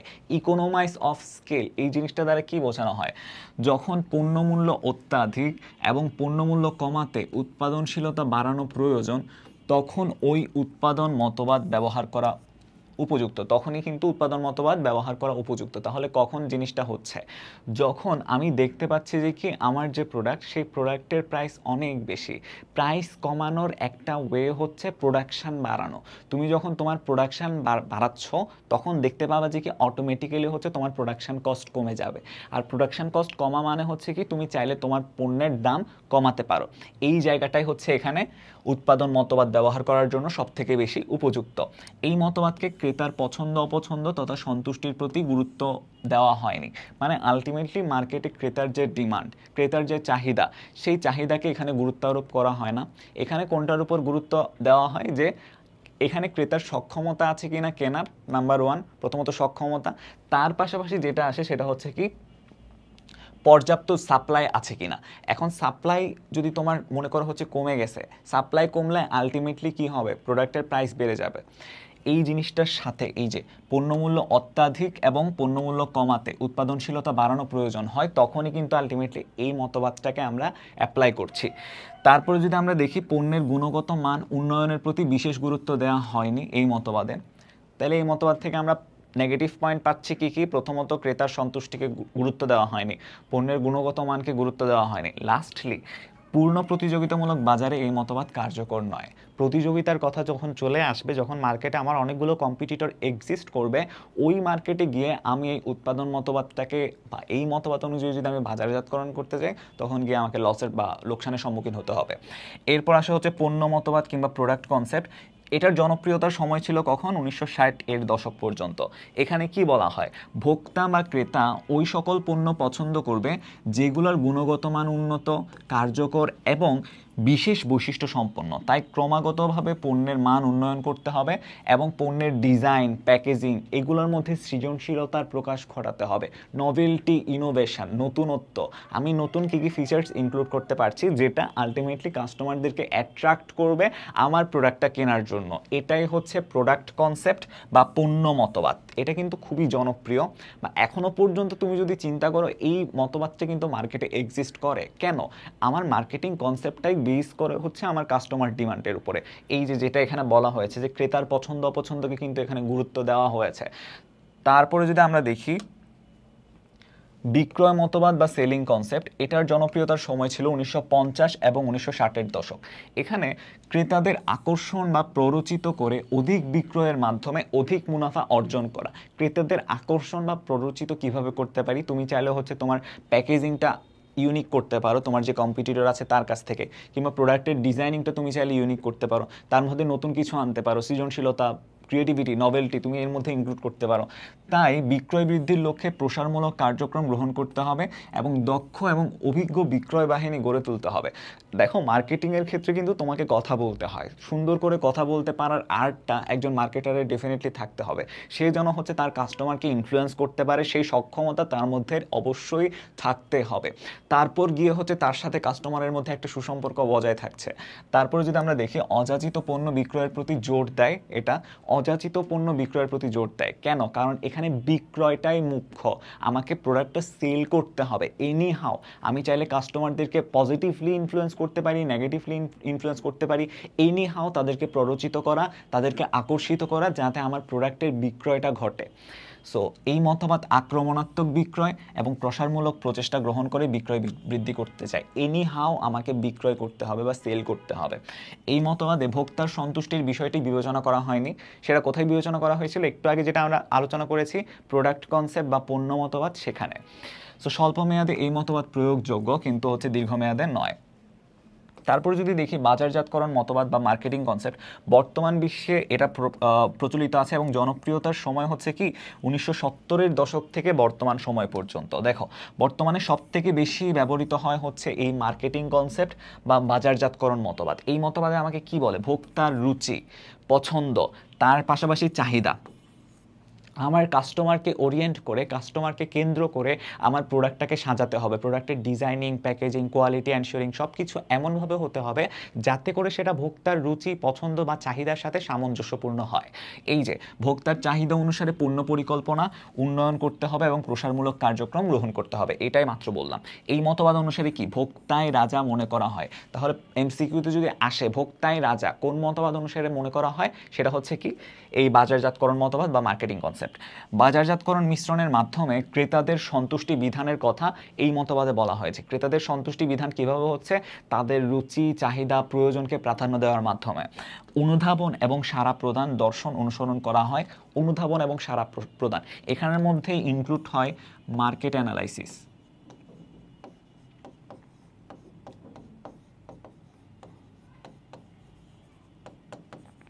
মার্কেট অ্যানালাইসিস কেন করা হয়? একটা মার্কেটের মধ্যে কি ডিমান্ড আছে, আমার কাস্টমার আমার কাছ থেকে কি চায়, সেটা আমি তখনই বুঝতে পারবো যখন আমি মার্কেট রিসার্চ করব বা মার্কেট অ্যানালাইসিস করব। সো এর মাধ্যমে আলটিমেটলি অনুধাবন করা হয় এবং সেই অনুধাবন অনুযায়ী, মানে আমি যে রিসার্চের যে রেজাল্টটা পেলাম, যে ডিমান্ডটা আমি ফাইন্ড আউট করলাম, সেই ডিমান্ড অনুযায়ী আমি আমার প্রোডাক্ট ওরিয়েন্টেশন করি এবং সেটা অনুযায়ী আমি আমার মার্কেটিং স্ট্র্যাটেজিগুলো সেট করি। এরপর লাস্টলি আছে এই মতবাদে সামাজিক দায়িত্বের বিষয়টিকে উপেক্ষিত হয়েছে।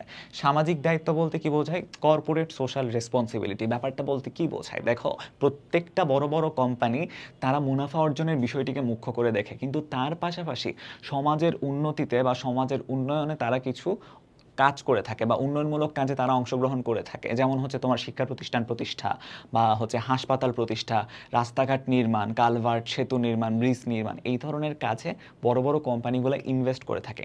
এটা কিন্তু বাধ্যতামূলক নয়, কিন্তু এটা করার মাধ্যমে তারা যে কাস্টমাররা আছে, যে জনগণের কাছে তারা প্রোডাক্টটা সেল করতে চায়, তাদের মনে একটা পজিটিভ ভ্যালু তৈরি করে, তাদের অর্গানাইজেশনের প্রতি একটা লয়্যালটি বা বিশ্বাস বা মনে করতে পারো যে হচ্ছে একটা বেস তৈরি করা, যেই বেস তাদের সাথে জনগণের মধ্যে একটা বিশ্বস্ততার সম্পর্ক তৈরি করছে। সো এরপরে যদি আমরা আসি, সামাজিক বাজারজাতকরণ মতবাদ বা সোসাইটাল মার্কেটিং কনসেপ্ট জনপ্রিয়তার সময় হচ্ছে 1990-এর দশক থেকে বর্তমান সময় পর্যন্ত। এখানে কি বলা হয়? ভোক্তাদের প্রয়োজন এবং অভাব খুঁজে বের করা। ভোক্তাদের প্রয়োজন এবং অভাব আমি কিসের মাধ্যমে খুঁজে বের করতে পারি? একটু আগে যে বললাম, মার্কেট রিসার্চ করতে পারি, মার্কেট অ্যানালাইসিস করতে পারি। সো এই ব্যাপারটা আলটিমেটলি এখানেও চলে আসছে। এবং প্রতিযোগীদের তুলনায় তা ভালোভাবে পূরণ করে ভোক্তা এবং সমাজকে উপকৃত করা। প্রতিযোগীদের তুলনায় তা ভালোভাবে পূরণ করা মানে আমার বর্তমান এক্সিস্টিং মার্কেটে যে কম্পিটিটরসগুলো আছে তারা কী কী স্ট্র্যাটেজিস ফলো করছে এই মার্কেটিংয়ের জন্য, তার থেকে বেটার কী কী স্ট্র্যাটেজিস আমি নিতে পারি সেটা এনশিওর করা এখানে। এই মতবাদে প্রতিষ্ঠান, ভোক্তা, সমাজ, এই তিনটি পক্ষের প্রতি, পক্ষ কয়টা এটা তোমাকে মাথায় রাখতে হবে, তিনটা পক্ষ, প্রতিষ্ঠান, ভোক্তা এবং সমাজ, এই তিনটা পক্ষের প্রতি দায়িত্ব পালনের কথা বলা হয়েছে।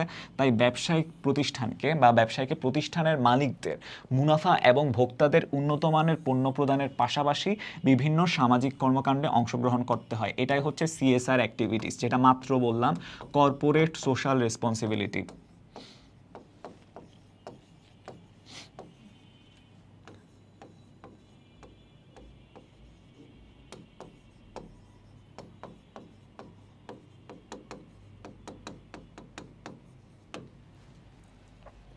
এই মতবাদের বাস্তবায়নে কি হয়? প্রতিষ্ঠানের ব্যয় বৃদ্ধি পায়, যা পণ্যের মূল্য বৃদ্ধি করে। প্রতিষ্ঠানের ব্যয় বাড়ছে বা প্রোডাকশন কস্ট বাড়ছে, যার কারণে আলটিমেটলি পণ্যের মূল্য ডেফিনেটলি বাড়বে।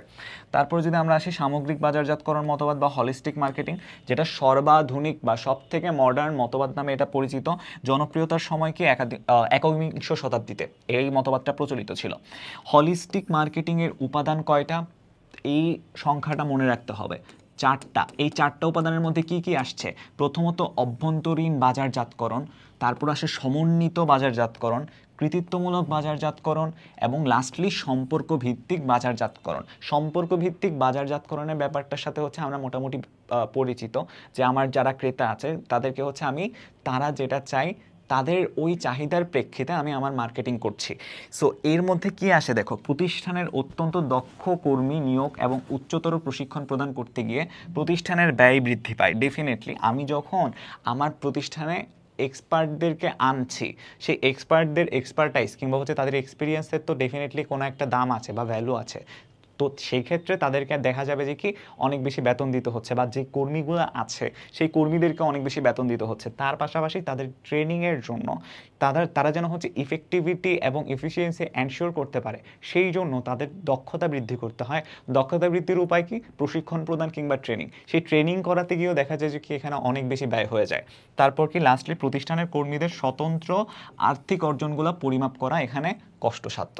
সো এরপরে যদি আমরা আসি সম্পর্ক ভিত্তিক বাজারজাতকরণ, এটা কি বলে? সরবরাহকারী এবং ক্রেতার মধ্যে ভালো সম্পর্ক বিদ্যমান থাকবে, যেটা আমরা মাত্রই বলেছি। ভালো সম্পর্কটা কিভাবে বিদ্যমান থাকছে? কোয়ালিটি এনশিওর করা, তারপর হচ্ছে তাদের চাহিদা বা প্রত্যাশা অনুযায়ী ফিচার্স বা ক্যারেক্টারিস্টিক্স কিংবা বৈশিষ্ট্য ওই প্রোডাক্টের মধ্যে নিশ্চিত করা। এর প্রধান লক্ষ্যটা কি? এর প্রধান লক্ষ্য হচ্ছে কি ক্রেতাদের অত্যন্ত ভালো পণ্য, এই যে কোয়ালিটি দেখছো, বা সেবা দেওয়া, এই ক্রেতাদের মনে প্রতিষ্ঠানের প্রতি আনুগত্য সৃষ্টি করা বা লয়্যালটি এনশিওর করা। লয়্যালটিটা কখন হচ্ছে? যখন তারা বেস্ট কোয়ালিটির প্রোডাক্টটা পাচ্ছে আমার কাছ থেকে। এরপর আসছে কি শিল্প বা ব্যবসায়ী ভিত্তিক বাজারজাতকরণ।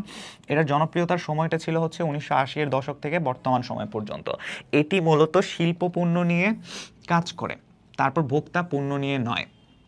শিল্প পণ্য এবং ভোক্তা পণ্য এই দুইটার মধ্যে ডিফারেন্স আছে।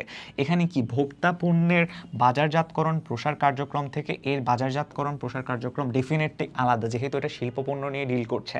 এরপরে কি হয়? এই প্রযোজ্য বা এটি কখন প্রযোজ্য হয়? যখন বাজারজাতকরণ কার্যক্রম ব্যবসা থেকে ব্যবসায় সংগঠিত হয়। B2B, business to business, B2B।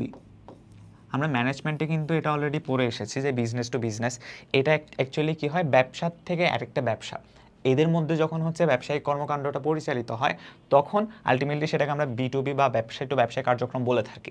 এখন এটার ক্ষেত্রে যখন হচ্ছে এই বাজারজাতকরণটা ঘটে থাকে, শিল্পপণ্য নিয়ে যখন এটা ডিল করে, তখন আলটিমেটলি এটাকে বলা হয় শিল্প বা ব্যবসায় ভিত্তিক বাজারজাতকরণ।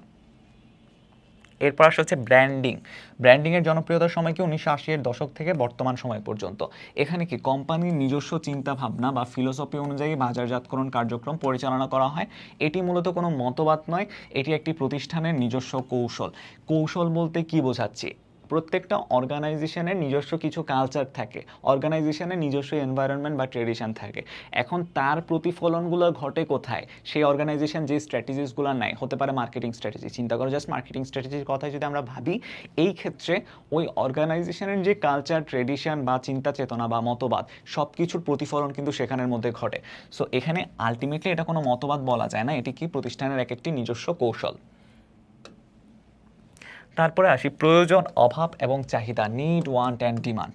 প্রাথমিক অবস্থায় বিপণনকারীরা ক্রেতাদের প্রয়োজন, অভাব এবং চাহিদা পূরণের আগ্রহ এবং ইচ্ছা নিরূপণের চেষ্টা করে কিসের মাধ্যমে, মার্কেট অ্যানালাইসিস বা মার্কেট রিসার্চের মাধ্যমে, যেটি আলটিমেটলি আমাকে হেল্প করে একটা বাজারে সফলভাবে টিকে থাকতে। সফলভাবে টিকে থাকার জন্য আমাকে নিশ্চিত করতে হবে যেন আমি প্রফিটেবিলিটি কিংবা মুনাফা অর্জনের যে ফ্লো, সেই ফ্লোটা এনশিওর করতে পারি এবং তার কন্টিনিউইটি বজায় রাখতে পারি। তারপরে আসছে কি প্রয়োজন। আচ্ছা, প্রয়োজন বলতে কি বোঝায়, মানুষের প্রয়োজন থেকে কিন্তু বিপণনের মৌলিক ধারণার উদ্ভব হয়েছে। তাহলে তোমাকে পরীক্ষায় যদি বলা হয় বিপণনের মৌলিক ধারণার উদ্ভব হয়েছে কোনটি থেকে, সেটা হচ্ছে কি প্রয়োজন। যখন কোনো কিছুর প্রাপ্তি থেকে নিজেকে বঞ্চিত মনে করার মানসিক স্তর হয়, তখন সেটাকে বলা হয় প্রয়োজন। মানে আমার কোনো কিছু একটা দরকার, কিন্তু আমি নিজেকে সেটার কাছ থেকে বঞ্চিত মনে করছি বা আমার কাছে সেটা এখন নেই, এটা যখন আমি ফিল করতে পারবো বা অনুভব করতে পারবো, তখন সেটাকে বলা হচ্ছে প্রয়োজন। তারপরে কি, বঞ্চনাবোধ থেকে প্রয়োজনের সৃষ্টি হয়। বঞ্চনাবোধ মানে কি, মনে করো আমার কাছে এখন একটা জিনিস দরকার বা সেটার আমার কাছে এখন নাই, আমি সেটা থেকে বঞ্চিত, এই বঞ্চনাবোধের জায়গাটি থেকেই উদ্ভব হচ্ছে প্রয়োজনের। তারপর কি, প্রয়োজনবোধকে মানসিক স্তর বলা হয়।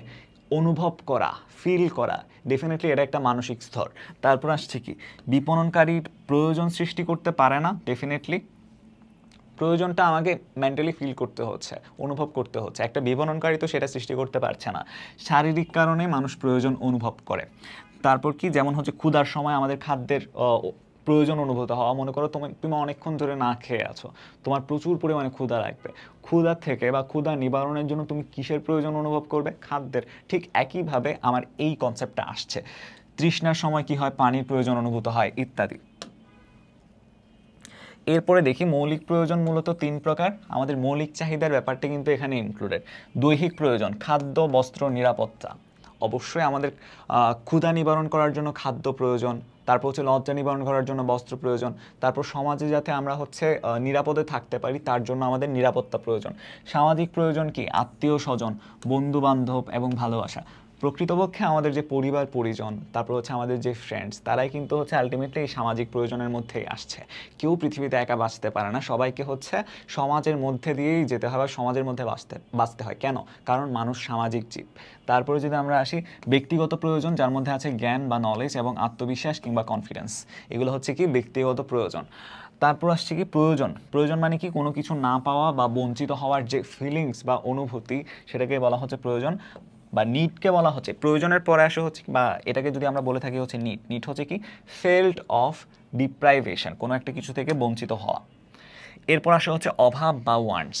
প্রয়োজন যখন নির্দিষ্ট বস্তুকে নির্দেশ করে, মানে মনে করো তোমার এখন ক্ষুধা লেগেছে, ক্ষুধা নিবারণের জন্য তোমার খাদ্য প্রয়োজন, একটা নির্দিষ্ট খাদ্যকে যখন সেটা ইন্ডিকেট করছে, সেটাকে আমরা বলছি হচ্ছে কি, তখন ওই প্রয়োজনকে আমরা বলি অভাব।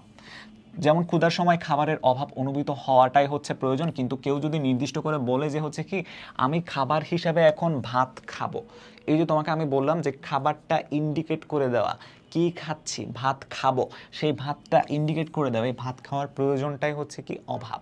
তারপরে কি অভাব ব্যক্তির জ্ঞান, সংস্কৃতি, ব্যক্তিত্ব দ্বারা নির্দিষ্ট বস্তুগত ধারণায় রূপান্তরিত হয়। যেমন বাংলাদেশে বাঙালিদের কথা যদি চিন্তা করি, আমরা মাছে ভাতে বাঙালি, ক্ষুধা নিবারণের জন্য হচ্ছে আমরা অনেকে 3 বেলা ভাত খাই।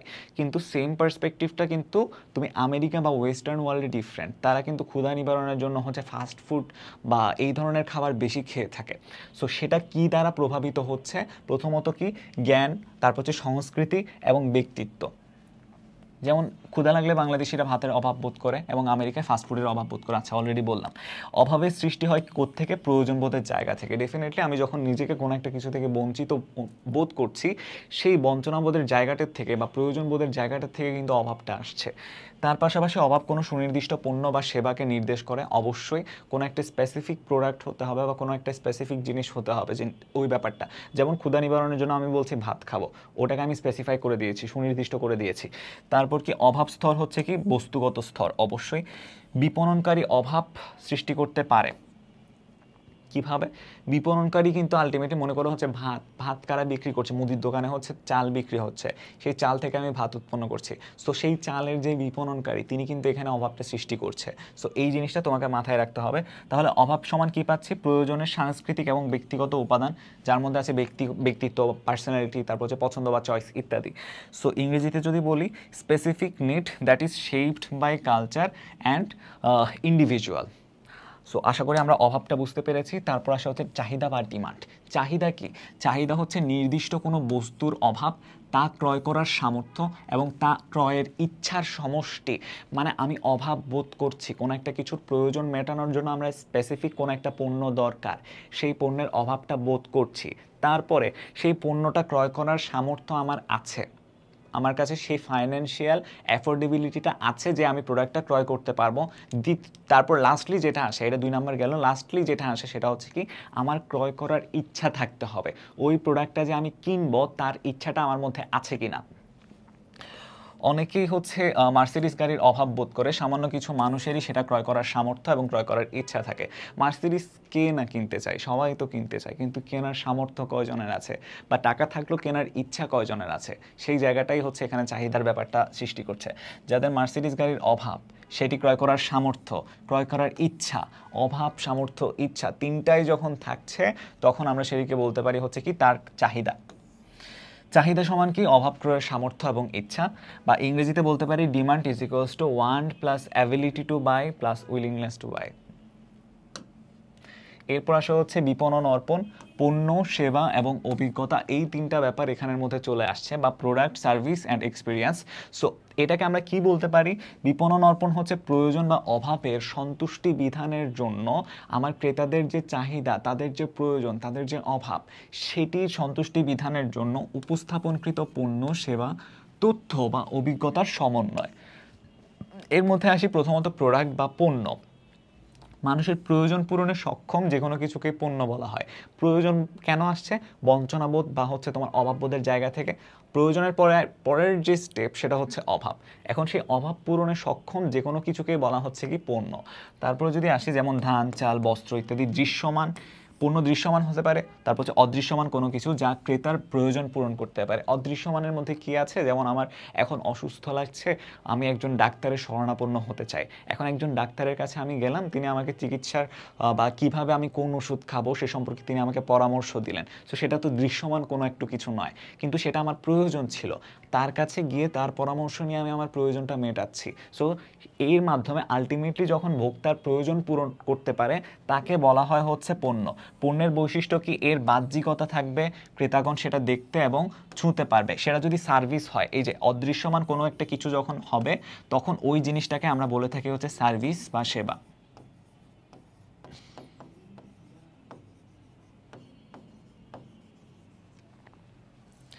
পণ্য বলতে বা পণ্য বা গুণাবলীর সুবিধাসমূহ, প্রোডাক্ট সমান হচ্ছে কি অ্যাট্রিবিউটস প্লাস বেনিফিটস। অ্যাট্রিবিউটস মানে হচ্ছে তার মধ্যে কি কি বৈশিষ্ট্য আছে, আর বেনিফিটস মানে হচ্ছে সেই পণ্য থেকে কি কি সুবিধা পাওয়া যাচ্ছে। এরপর আসে কি সার্ভিস। সেবা হচ্ছে সুনির্দিষ্ট এবং অদৃশ্য কাজ, ডেফিনেটলি, যা অভাব পূরণ করতে পারে এবং এক পক্ষ অন্য পক্ষের সাথে লেনদেন করতে পারে, কিন্তু মালিকানার কোনো প্রভাব ফেলে না।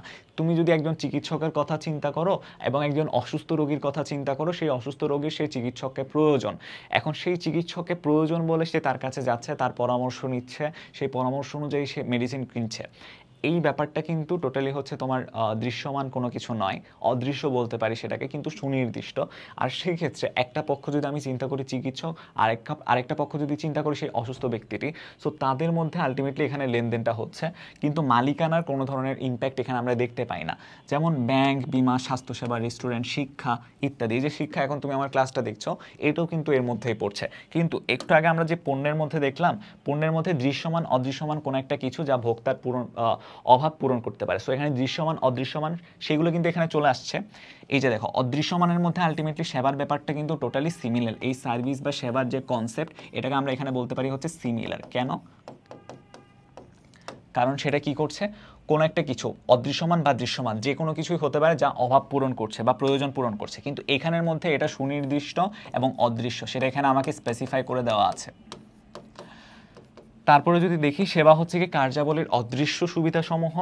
সো সার্ভিস সমান আমি বলতে পারি কি অ্যাক্টিভিটিস প্লাস ইনট্যাঞ্জিবল বেনিফিটস, এখান থেকে অদৃশ্য যে সুবিধাগুলো আমি পাচ্ছি। এরপর হচ্ছে অভিজ্ঞতা বা এক্সপিরিয়েন্স। অভিজ্ঞতা হচ্ছে কি কোনো একটা কাজের মাধ্যমে জ্ঞান কিংবা দক্ষতা অর্জন। আমরা কাজ করছি, আমরা প্রত্যেকটা কাজের মাধ্যমে নতুন কোনো না কোনো একটা কিছু শিখছি, আমাদের নলেজ বাড়ছে, আমাদের এক্সপার্টাইজ বাড়ছে, জ্ঞান অর্জন হচ্ছে, দক্ষতা অর্জন হচ্ছে। এর মাধ্যমে যে ব্যাপারটা ঘটছে সেটা হচ্ছে কি আমরা অভিজ্ঞ হচ্ছি বা অভিজ্ঞতা অর্জন করছি। সো যেমন হচ্ছে ফ্যান্টাসি কিংডমের রোলার কোস্টার উপভোগ করা একটা অভিজ্ঞতা। এই যে তুমি রোলার কোস্টারের মধ্য দিয়ে চড়ছো বা রোলার কোস্টারে যে তুমি চড়ছো, তার মাধ্যমে কিন্তু তোমার একটা অভিজ্ঞতা হচ্ছে, তার মাধ্যমে তুমি একটা কিছুতে হচ্ছে জ্ঞান অর্জন করছো বা দক্ষতা অর্জন করছো। অভিজ্ঞতা বলা হয় কি কার্যাবলী জ্ঞান বা experience is equals two activities plus knowledge. এই যে তুমি হচ্ছে রোলার কোস্টারে চড়ছো, তার মাধ্যমে তোমার একটা অ্যাক্টিভিটিস হচ্ছে, তারপর তুমি নলেজ ফিল করতে পারছো কি রোলার কোস্টারটা হচ্ছে কিভাবে যায় বা কিভাবে তার রোলার কোস্টারের অ্যাক্টিভিটিসগুলো কিভাবে হয়, সেই সম্পর্কে তুমি একটা নলেজ এখানের মধ্যে পাচ্ছ। তারপরে কি ক্রেতা ভ্যালু এবং সন্তুষ্টি বা কাস্টমার ভ্যালু অ্যান্ড স্যাটিসফ্যাকশন। এখানের মধ্যে কি আছে, প্রথমত আসি যদি আমরা কাস্টমার ভ্যালু বা ক্রেতা ভ্যালু, পণ্যের মান, সেবা এবং মূল্যের সমন্বয়। পণ্যের মান, কোয়ালিটি, সার্ভিস এবং হচ্ছে ওইটার প্রাইস, এই তিনটার সমন্বয়ে পণ্য বা সেবা সম্পর্কে ক্রেতার যে মনোভাব গড়ে ওঠে, একজন ক্রেতার যে পার্সপেক্টিভ আমার প্রোডাক্ট ওরিয়েন্টেড বা আমার প্রোডাক্ট সম্পর্কে, সেটাকে বলে থাকছি ক্রেতা ভ্যালু। পণ্যের মান এবং সেবা বাড়ালে ডেফিনেটলি ভ্যালু বাড়বে। আমি যদি কোয়ালিটি বাড়াই, তারপর আমি যদি সার্ভিস ফ্যাসিলিটিস বাড়াই, ডেফিনেটলি হচ্ছে ওই পণ্যের ভ্যালু বাড়বে। আর অন্যদিকে মূল্য বা খরচ যদি বাড়ে, তাহলে হচ্ছে কি ভ্যালু হ্রাস পাবে। ডেফিনেটলি আমার প্রোডাক্টের প্রতি কাস্টমাররা কেন অ্যাট্রাক্টেড হবে বা তারা কেন আমার প্রোডাক্টটা কিনতে চাইবে, যখন তারা দেখবে যে তাদের অ্যাফোর্ডেবিলিটি কিংবা ক্রয় ক্ষমতার মধ্যে তারা আমার প্রোডাক্টটা কিনতে পারছে, যেই প্রোডাক্ট তাদের নিড ফুলফিলমেন্ট তো করছেই, তার পাশাপাশি একটা ভালো কোয়ালিটি এনশিওর করছে, ভালো কিছু ফিচার্স বা ক্যারেক্টারিস্টিক্স এর মধ্যে ইনক্লুড করতে পারছে। সো তারপরে যদি আমরা আসি পণ্য বা সেবার ভ্যালু এবং খরচের মধ্যে বিপরীত সম্পর্ক বিদ্যমান। পণ্য বা সেবার ভ্যালু এবং খরচের ব্যাপারটা আমাকে চিন্তায় রাখতে হবে যে আমার প্রোডাকশন কস্ট যত হচ্ছে, তার সাথে যেন আমি আমার প্রাইসটার একটা সামঞ্জস্যতা রাখতে পারি। আর সেই সাথে আমাকে চিন্তা করতে হবে আমার কাস্টমারের অ্যাফোর্ডেবিলিটি সম্পর্কে বা যারা ভোক্তা আছে তাদের ক্রয় ক্ষমতা সম্পর্কে। ক্রেতার ভ্যালু নিরূপণের বা এক্ষেত্রে যে চলকগুলোকে কনসিডার করা হয়, সেই চলকগুলো কি, প্রথমত পূর্বের ক্রয় অভিজ্ঞতা। আমার যারা কাস্টমার আছে তারা পূর্বে হচ্ছে এই ধরনের প্রোডাক্ট কিনেছে, আমার কাছ থেকে তারা যে প্রোডাক্টটা কিনতে যাচ্ছে সেই ধরনের প্রোডাক্ট তারা এর আগে কিনেছে, সো তাদের একটা এক্সপিরিয়েন্স আছে। সো সেটা ডেফিনেটলি হচ্ছে ক্রেতার ভ্যালু নিরূপণের ক্ষেত্রে গুরুত্বপূর্ণ ভূমিকা পালন করে। তার পাশাপাশি পণ্য সম্পর্কে আত্মীয় স্বজন এবং বন্ধু বান্ধবের মতামত। এই যে তোমাকে বলেছি, আমি যদি একজন কাস্টমারের সাথে সুসম্পর্ক রাখতে পারি, তাকে যদি ভালো কোয়ালিটি এনশিওর করতে পারি, সে ডেফিনেটলি অন্য 10 জনের কাছে গিয়ে আমার প্রোডাক্টটার কোয়ালিটি সম্পর্কে বলবে, তাদেরকে এনকারেজ করবে আমার কাছ থেকে এসে প্রোডাক্টটা কেনার জন্য। তারপর কি বাজারজাতকারী এবং প্রতিযোগীদের তথ্য। আমার যারা কম্পিটিটর আছে কিংবা হচ্ছে যারা মার্কেটার আছে তাদের সম্পর্কে যে ইনফরমেশনগুলো, এগুলো কিন্তু এখানে ব্যাপকভাবে ইনফ্লুয়েন্স করে। So customer value is equals two benefits or cost বা বেনিফিটস ডিভাইডেড বাই কস্ট। তো আলটিমেটলি বলতে পারি কি পণ্যের মান, সেবা এবং মূল্যের সমন্বয় ভিত্তিক যে উপলব্ধি, তিনটা জিনিস আসছে, মান, সেবা এবং মূল্য, এদের সমন্বয় ভিত্তিক যে উপলব্ধি, সেটাকে আমরা বলতে পারি হচ্ছে কি ক্রেতা ভ্যালু। এরপর আসে ক্রেতা সন্তুষ্টি। প্রত্যাশার সাথে প্রাপ্ত সুবিধা তুলনা করে ভোক্তার মনে যে আনন্দের সৃষ্টি হয়, আমি একজন কাস্টমারের পয়েন্ট অফ ভিউ থেকে যদি দেখি, একজন কাস্টমার হিসেবে আমি কি কি এক্সপেক্ট করছি, যখন আমি সেই প্রোডাক্টটা কেনার পরে আমার এক্সপেকটেশনগুলো ফুলফিল হবে, তখন গিয়ে আলটিমেটলি আমি সন্তুষ্টিটা অর্জন করতে পারবো। Customer satisfaction is equals two customers expectations minus products performance. মানে আমার এক্সপেকটেশন কতটুকু, তারপর হচ্ছে সেই প্রোডাক্টের পারফরমেন্স কতটুকু। সো ক্রেতা সন্তুষ্টি হচ্ছে কি পণ্যের কার্যকারিতা সম্পর্কে ক্রেতার উপলব্ধির ভিত্তিতে গড়ে ওঠা প্রত্যাশা এবং অপ্রাপ্তির অনুভূতির স্তর। মানে আমার কি কি প্রত্যাশা আছে এবং সেখান থেকে আমি কি কি পাচ্ছি বা কি কি পাচ্ছি না, তার যে হচ্ছে ওভারঅল একটা কম্বিনেশন বা সমন্বয়, সেটাকে আমরা বলছি হচ্ছে ক্রেতা সন্তুষ্টি। পণ্যের ক্রিয়া যার মধ্যে আসে মান এবং প্রত্যাশার সম্পর্ক ক্রেতার সন্তুষ্টি পর্যায়কে ইন্ডিকেট করে। এরপর আসে কি যদি পারফরম্যান্স এক্সপেকটেশনের থেকে কম হয় তখন হচ্ছে অসন্তুষ্টি হয় বা ডিসঅ্যাপয়েন্টমেন্ট আসে। কিভাবে আমি চিন্তা করছি যে হচ্ছে এই প্রোডাক্ট থেকে আমি এই ফ্যাসিলিটিসগুলো পাবো, কিন্তু আলটিমেটলি আমি সেগুলো পাচ্ছি না, তখন ডেফিনেটলি সেখানে আমার একটা অসন্তুষ্টি কাজ করবে। তার পাশাপাশি যদি পারফরম্যান্স এক্সপেকটেশনের সমান হয় তাহলে সেখানে সন্তুষ্টি কাজ করবে। তার পাশাপাশি পারফরম্যান্স যদি এক্সপেকটেশনের থেকে বেটার হয়, পারফরম্যান্স বলতে কিসের পারফরম্যান্স, আমি যে প্রোডাক্টটা কিনছি বা যে পণ্যটা কিনছি বা যে সার্ভিসটা নিচ্ছি, সেই সার্ভিসের ফ্যাসিলিটিসগুলো যদি বেশি হয়, সেই সার্ভিসের পারফরম্যান্সটা যদি বেটার হয়, তখন কি আলটিমেটলি বা আমার এক্সপেকটেশনের থেকে যখন সেটা আরও বেশি হয়, তখন আলটিমেটলি ডিলাইট বা অত্যন্ত উচ্ছ্বসিত ক্রেতা তখন আলটিমেটলি তার প্রতি লয়্যালটিটা বাড়িয়ে দেয়। সে তার অন্য 10জন ফ্রেন্ডস রিলেটিভস সবাইকে জানায় বা এনকারেজ করে আমার কাছ থেকে প্রোডাক্টটা কিনতে।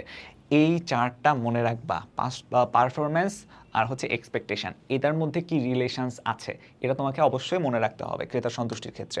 এবার আসি বিনিময় এবং সম্পর্ক, এক্সচেঞ্জ অ্যান্ড রিলেশনশিপ। বিনিময় বলতে কি কাউকে কিছু দিয়ে তার কাছ থেকে কিছু একটা নেওয়া বা তার কাছ থেকে কাঙ্ক্ষিত পণ্য লাভের প্রত্যাশাকে কি বিনিময় বলা হয়। আমি কাস্টমারের পয়েন্ট অফ ভিউ থেকে যদি বলি, আমি একজন কাস্টমার, আমি মূল্য পরিশোধ করছি, মূল্য পরিশোধ করার মাধ্যমে যে আমাকে প্রোডাক্টটা বিক্রি করছে সেই বিক্রেতার কাছ থেকে আমি পণ্যটা নিচ্ছি, কিছু দিচ্ছি এবং তার বিনিময়ে কোনো একটা কিছু নিচ্ছি, এই ব্যাপারটাকে বলা হচ্ছে বিনিময়। কমপক্ষে দুইটা পার্টি আছে, ক্রেতা এবং বিক্রেতা, তুমি ধরে নিতে পারো প্রত্যেক পক্ষের নিকট অবশ্যই এমন কিছু একটা থাকবে যা অন্যের নিকট গ্রহণযোগ্য হবে। আমি যদি ক্রেতা হই তাহলে প্রোডাক্ট বা পণ্যটা যেন আমার কাছে গ্রহণযোগ্য হয়, আর তিনি যদি বিক্রেতা হন তাকে আমি যে মূল্যটা পরিশোধ করতে চাচ্ছি সেই মূল্যটা যেন তার কাছে গ্রহণযোগ্য হয়। সম্পর্কভিত্তিক বিপণন বলতে কি বোঝায়? সম্পর্কভিত্তিক বিপণন হচ্ছে লক্ষ্য অর্জনের জন্য পণ্য বা সেবা বিপণনের সঙ্গে জড়িত পক্ষগুলোর মধ্যে দীর্ঘকালীন সুসম্পর্ক সৃষ্টি এবং রক্ষার কার্যক্রম। দেখো, সম্পর্ক শুধুমাত্র সৃষ্টি করলেই হয় না, সেই রিলেশনশিপটাকে মেনটেন করতে জানতে হয়। এখন আমি আমার প্রোডাক্টের কোয়ালিটি ঠিক রাখলাম, কোয়ালিটি বাড়ালাম, কাস্টমারদেরকে সেটা সেল করলাম, এখন সেই কাস্টমারের সাথে যদি আমি রিলেশনশিপটা মেনটেন করতে না পারি, আলটিমেটলি লং টার্মে আমার কাস্টমার এনগেজমেন্ট হয়তো বা বাড়বে না, বা হচ্ছে আমার মার্কেটের সাস্টেনেবিলিটিতে হয়তো বা সেটা একটা নেগেটিভলি ইম্প্যাক্ট ফেলতে পারে। সো অবশ্যই আমাকে এখানে চিন্তা রাখতে হবে যে আমার মার্কেটিংয়ের সাথে যারা যারা রিলেটেড হতে পারে, আমার সাপ্লায়ার যে আমাকে র মেটেরিয়াল সাপ্লাই করছে, বা আমার কাস্টমার যার কাছে আমি আমার প্রোডাক্ট সেল করছি, বা হচ্ছে একজন মধ্যস্থকারী পাইকারি বিক্রেতা বা মধ্যস্থ একজন পাইকারি ব্যবসায়ী, সবার সাথে আমার সুসম্পর্কটা রাখতে হবে যাতে করে আমি আলটিমেটলি এখানে সম্পর্কভিত্তিক বিপণনের কার্যক্রমটা সুষ্ঠুভাবে সম্পাদিত করতে পারি। এরপর আসা হচ্ছে বাজার বা মার্কেট। অর্থনীতির ভাষায় কোনো একটি পণ্য ক্রয় বিক্রয়ের নিয়োজিত ক্রেতা এবং বিক্রেতার সমষ্টি হচ্ছে কি বাজার। ডেফিনেটলি বাজারে কি হচ্ছে, দুইটা পার্টি থাকছে, ক্রেতা এবং বিক্রেতা, তাদের মধ্যে কি হচ্ছে, পণ্যের ক্রয় হচ্ছে এবং পণ্যের বিক্রয় হচ্ছে। এই জিনিসটা যেখানেই হয় সেটাকে আমরা বলে থাকি বাজার। কিন্তু মার্কেটিংয়ে এর ভাষায় বাজার হচ্ছে কি কোনো একটা পণ্য বা সেবার বর্তমান এবং সম্ভাব্য ক্রেতাদের সমষ্টি। তাহলে তুমি যদি চিন্তা করো কোনো একটা পণ্য বা কোনো একটা সেবার কথা যদি তুমি ভাবো, তার বর্তমান কাস্টমার কারা কিংবা ইন ফিউচার এর কাস্টমার কারা হতে চলেছে, এটার টোটাল যদি ওভারঅল তুমি একটা কম্বিনেশন করো, সেটাকে বলতে পারো হচ্ছে কি বাজার। বাজারের কতগুলো শর্ত আছে, সেটা হচ্ছে কি বর্তমান এবং সম্ভাব্য ক্রেতা, কারেন্ট কাস্টমার কারা, ফিউচার কাস্টমার কারা, পণ্য এবং সেবার প্রয়োজন অনুভব, এখানে আমার নিড বা হচ্ছে তোমার ওই যে স্কারসিটি বা অভাববোধের জায়গাটা কিন্তু এখানে থাকতে হচ্ছে। তারপর প্রয়োজন মেটানোর জন্য প্রয়োজনীয় অর্থ, ফাইন্যান্সিয়াল ক্রেডিবিলিটি বা ফাইন্যান্সিয়াল অ্যাফোর্ডেবিলিটি, আমি ওই পণ্যটা কিনতে সক্ষম কিনা, আমার সেই পরিমাণ অর্থ আছে কিনা। তারপর উক্ত অর্থ ব্যয়ের ইচ্ছা এবং কর্তৃত্ব, আমার সেই অর্থ আছে, এখন সেটা আমার ব্যয় করার ইচ্ছা আছে কিনা বা কর্তৃত্ব আছে কিনা, এই ব্যাপারগুলো আলটিমেটলি বাজারের ক্ষেত্রে কনসিডার করা হয়। এরপর যদি আমরা আসি বিপণনকারীর সাথে ভোক্তা, পরিবেশক, ডিলার, সরকার এবং অন্যান্য পক্ষের মধ্যে সম্পর্ক প্রতিষ্ঠিত হয়। আচ্ছা, এই স্লাইডটা আমরা মোস্ট প্রবাবলি অলরেডি ডিসকাস করেছি। দেখো, মার্কেটিং সিস্টেম মডেলের উপাদানগুলোর মধ্যে কি কি দেখেছি আমরা? এখানে অনেকগুলো পার্টি আছে, যে সাপ্লায়ার আছে, সরবরাহকারী সে আছে, তারপর হচ্ছে উৎপাদক আছে। প্রথমত সরবরাহকারী, উৎপাদক, কোম্পানিকে বলতে পারি হচ্ছে আমরা কি উৎপাদক। তারপর হচ্ছে প্রতিযোগী বা কম্পিটিটর আছে, মধ্যস্থ ব্যবসায়ী বা তুমি পাইকারি বিক্রেতার কথা চিন্তা করতে পারো, ভোক্তা আছে। তারপর ভোক্তার প্রয়োজন মোটামুটি 3 ধরনের, যার মধ্যে আছে কি শারীরিক প্রয়োজন, সামাজিক প্রয়োজন এবং ব্যক্তিগত প্রয়োজন। শারীরিক প্রয়োজনের মধ্যে আমরা কি দেখেছি? খাদ্য, বস্ত্র এবং নিরাপত্তা। তারপরে হচ্ছে সামাজিক প্রয়োজনের মধ্যে কি দেখেছি? আমাদের আত্মীয় স্বজন, বন্ধু বান্ধব, পরিবার পরিজন, এটা হচ্ছে আমাদের সামাজিক প্রয়োজন। আর লাস্টলি ব্যক্তিগত প্রয়োজনের মধ্যে আমরা কি দেখেছি? আমাদের জ্ঞান বা আমাদের যে নলেজ, এটা হচ্ছে একটা ব্যক্তিগত প্রয়োজন। তারপর কি অভাব মূলত 2 ধরনের হয়, মুখ্য অভাব এবং গৌণ অভাব। মুখ্য অভাবের জায়গাটা কি? যেই অভাবটা তোমাকে অবশ্যই পূরণ করতেই হবে, যেমন তুমি যদি খাবারের কথা চিন্তা করো, তোমাকে খাবার খেতেই হবে, নাহলে হচ্ছে তোমার ক্ষুধা নিবারণ হবে না, এটা বলতে পারো তোমার মুখ্য অভাব। গৌণ অভাবের মধ্যে তাহলে কি আসছে? তুমি যদি চিন্তা করো যে হচ্ছে এই মুহূর্তে তোমার 4টা শার্ট কিনতে হবে, কিন্তু দেখা যাচ্ছে তুমি যদি 2টা শার্টও কিনো তাহলে তোমার অভাব পূরণ হচ্ছে, তাইলে আলটিমেটলি আর 2টা শার্ট কেনার খুব একটা দরকার তোমার নাই। সো সেটাকে আমরা তখন বলতে পারি হচ্ছে গৌণ অভাব।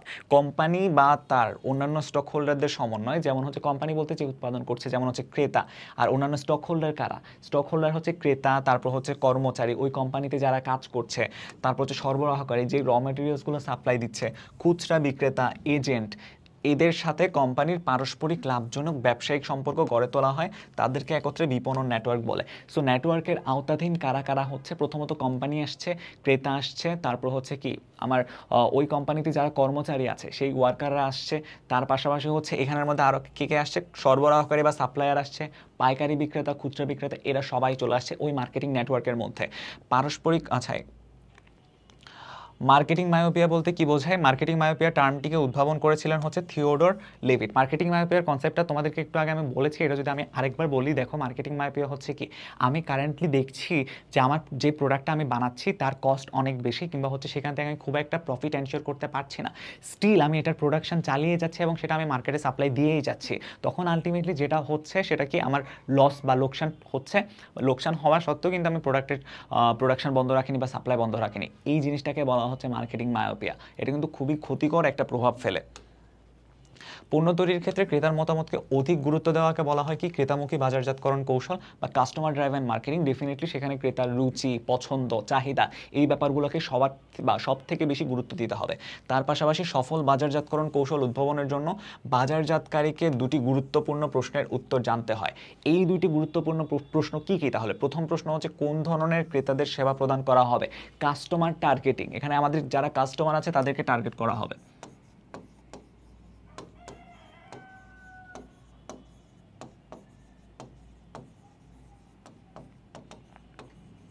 তারপরে কি হচ্ছে, কিভাবে সর্বোত্তম উপায়ে ক্রেতাদের সেবা প্রদান করা যায়? ভ্যালু প্রস্তাব কি হবে? সর্বোত্তম উপায়ে বলতে বোঝানো হচ্ছে এখানে যেন আমি কোয়ালিটিটা মেনটেন করতে পারি, প্লাস আমার প্রোডাক্টের যেন ইউনিক ফিচার্স বা গুড ফিচার্সগুলো আমি এনশিওর করতে পারি। তারপরে যদি আমরা আসি, দেখো এখানে বলেছে যে প্রক্রিয়ার মাধ্যমে সমগ্র বাজারকে বিভিন্ন রকমের বৈশিষ্ট্যের ভিত্তিতে বিভিন্ন ভাগে ভাগ করা হয় তাকে বাজার বিভক্তিকরণ বা মার্কেট সেগমেন্টেশন বলা হয়। মার্কেট সেগমেন্টেশন অলরেডি আমরা দেখে এসেছি কি, বাজারের বিভিন্ন ধরনের বৈশিষ্ট্য থাকতে পারে, সেই বৈশিষ্ট্যের প্রেক্ষিতে যখন আমি মার্কেটগুলোকে আলাদা আলাদা করছি পরস্পর থেকে, সেটাকে আমরা বলছি মার্কেট সেগমেন্টেশন। বাজার বিভক্তিকরণ বা মার্কেট সেগমেন্টেশনের মূল উদ্দেশ্যটা কি? সেটা হচ্ছে কি কার্যকর বাজারজাতকরণ মিশ্রণ বা মার্কেটিং মিক্স ডেভেলপমেন্ট, যেটাকে আমরা বলে থাকি। কার্যকর বাজারজাতকরণ মিশ্রণ উন্নয়ন, মার্কেটিং মিক্স ডেভেলপমেন্ট, এর মাধ্যমে প্রতিটি বাজার অংশের সর্বোচ্চ সন্তুষ্টি বিধান করা। মার্কেটিং মিক্স ডেভেলপমেন্ট কেন দরকার? আমার যারা কাস্টমার আছে তাদের রুচি, পছন্দ বা চাহিদা অনুযায়ী যেন আমি প্রোডাক্টটা সাজাতে পারি বা প্রোডাক্টের ডিজাইনিং করতে পারি বা প্রোডাক্ট তাদের কাছে সাপ্লাই দিতে পারি। এটাই হচ্ছে আমার মার্কেটিং মিক্স কনসেপ্টের মেইন আইডিয়া। তারপর কি এই ধরনের প্রয়োজন বা আকাঙ্ক্ষা আছে এমন একদল ক্রেতা নিয়ে গঠিত হয় মার্কেট সেগমেন্ট। ক্রেতাদের চাহিদার মধ্যে যখন সিমিলারিটি বা সাদৃশ্যতা থাকে তখন আমি সেটাকে একটা মার্কেট সেগমেন্ট বলতে পারি। তার পাশাপাশি কি আছে, বাজারে প্রবেশের জন্য এক বা একাধিক মার্কেট সেগমেন্ট নির্বাচন করার যে প্রক্রিয়া সেটাকে বলা হয় মার্কেট লক্ষ্যায়ন। মানে আমি আমার প্রোডাক্টটা বানানো হয়ে গেছে, এখন আমি আমার প্রোডাক্টটা মার্কেটে লঞ্চ করতে যাচ্ছি। এখন আমি কোন মার্কেটে আমার প্রোডাক্টটা লঞ্চ করব সেই মার্কেটটা সিলেক্ট করা বা সেই মার্কেটটা টার্গেট করা, এরকম 2-3টা মার্কেট যখন আমি টার্গেট করছি তখন সেটিকে আমরা বলছি বাজার লক্ষ্যায়ন বা মার্কেট টার্গেটিং। তারপর হচ্ছে কি, কোনো কোম্পানি যখন তাদের ক্রেতা কমাতে চায় তারা হচ্ছে ক্রেতা কমাতে চাইলে তখন তারা ডিমার্কেটিং করে। এখানে বানান ভুল আছে, সেটা হচ্ছে কি করে, ডিমার্কেটিং।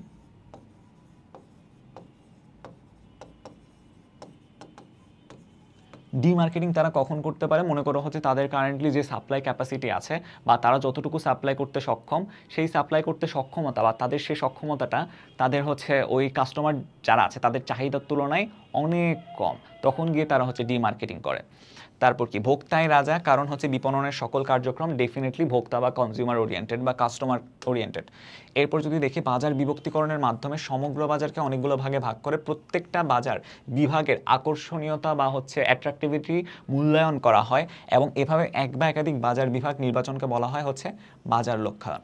মার্কেট অ্যাট্রাকটিভিটি মূল্যায়ন বা মার্কেট অ্যাট্রাকটিভিটি বলতে কি বোঝায়, দেখো কোন মার্কেটে আমি যদি এখন হচ্ছে সেল করতে যাই বা আমার প্রোডাক্টটা যদি লঞ্চ করতে যাই, তাহলে কোন মার্কেট থেকে আমি সব থেকে বেশি প্রফিট এনশিওর করতে পারবো বা কোন মার্কেটে আমার কাস্টমার এনগেজ করা সব থেকে সহজ হবে, এই জিনিসটা যখন আমি টার্গেট করতে পারবো বা এই জিনিসটা যখন আমি আইডেন্টিফাই করতে পারবো, তখন গিয়ে আমি সেটাকে বলবো হচ্ছে কি বাজার লক্ষ্যায়ন।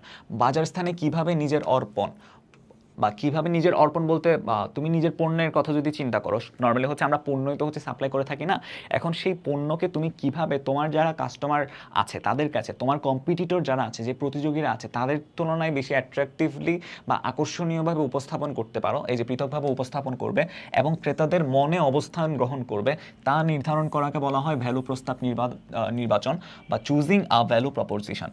ভোক্তার প্রয়োজন এবং চাহিদা পূরণের জন্য কোম্পানি যে সুবিধা দেওয়ার কথা ভোক্তাকে বলে বা অঙ্গীকার করে, তাকে বলা হয় হচ্ছে ভ্যালু প্রস্তাব। এখন ডেফিনেটলি আমাকে প্রথমত মার্কেট রিসার্চ বা মার্কেট অ্যানালিসিস করতে হয়, যার মাধ্যমে আমি আইডেন্টিফাই করতে পারি ওই মার্কেটের যে কনজিউমাররা আছে তাদের অ্যাকচুয়ালি চাহিদা কী, তাদের প্রয়োজনের জায়গাটা কোথায়। সেটাকে যখন আমি আইডেন্টিফাই করে তাদেরকে অঙ্গীকার করি যে হচ্ছে কি আমার প্রোডাক্ট থেকে তোমরা ডেফিনেটলি এই প্রয়োজনটা পূরণ করতে পারবে এবং এই অভাবটা তোমরা পূরণ করতে পারবে, সেটা যখন তাদেরকে আমি অঙ্গীকার করি, তখন সেটাকে বলা হয় ভ্যালু প্রস্তাব। তারপর কি, সর্বোচ্চ ক্রেতা ভ্যালু বা কাস্টমার ভ্যালু সৃষ্টির জন্য কোনো কোম্পানি নিজের পণ্যকে প্রতিযোগীর চেয়ে পৃথকভাবে উপস্থাপন করার চেষ্টা করে। অলরেডি আমরা এটা ডিসকাস করে এসেছি যে ইউনিক কী কী ফিচার আমি এর মধ্যে অ্যাড করতে যাচ্ছি বা এটা ডিজাইনিংয়ের মধ্যে আমি কীভাবে হচ্ছে সৃজনশীলতা বা ক্রিয়েটিভিটি আনছি, এই জিনিসটাকে বলা হয় হচ্ছে কি পৃথকীকরণ বা হচ্ছে ডিফারেন্সিয়েশন। পৃথকীকরণ করার উপায়গুলো হচ্ছে 5টি। প্রথমত পণ্য পৃথকীকরণ, আমি আমার প্রোডাক্টের ডেফিনেটলি প্রোডাক্ট ডিফারেন্সিয়েশন করতে পারি কীভাবে, তার মধ্যে ইউনিক ফিচার্স অ্যাড করার মধ্যে, তার প্যাকেজিংটা ডিফারেন্ট করার মধ্যে বা তার ডিজাইনিংটা ডিফারেন্ট করার মধ্যে। তার পাশাপাশি সেবা পৃথকীকরণ, কর্মী পৃথকীকরণ, তারপর হচ্ছে প্রণালী পৃথকীকরণ এবং ভাবমূর্তি পৃথকীকরণ। এর মাধ্যমে আলটিমেটলি আমি এই প্রোডাক্ট ডিফারেন্সিয়েশনটা করতে পারি।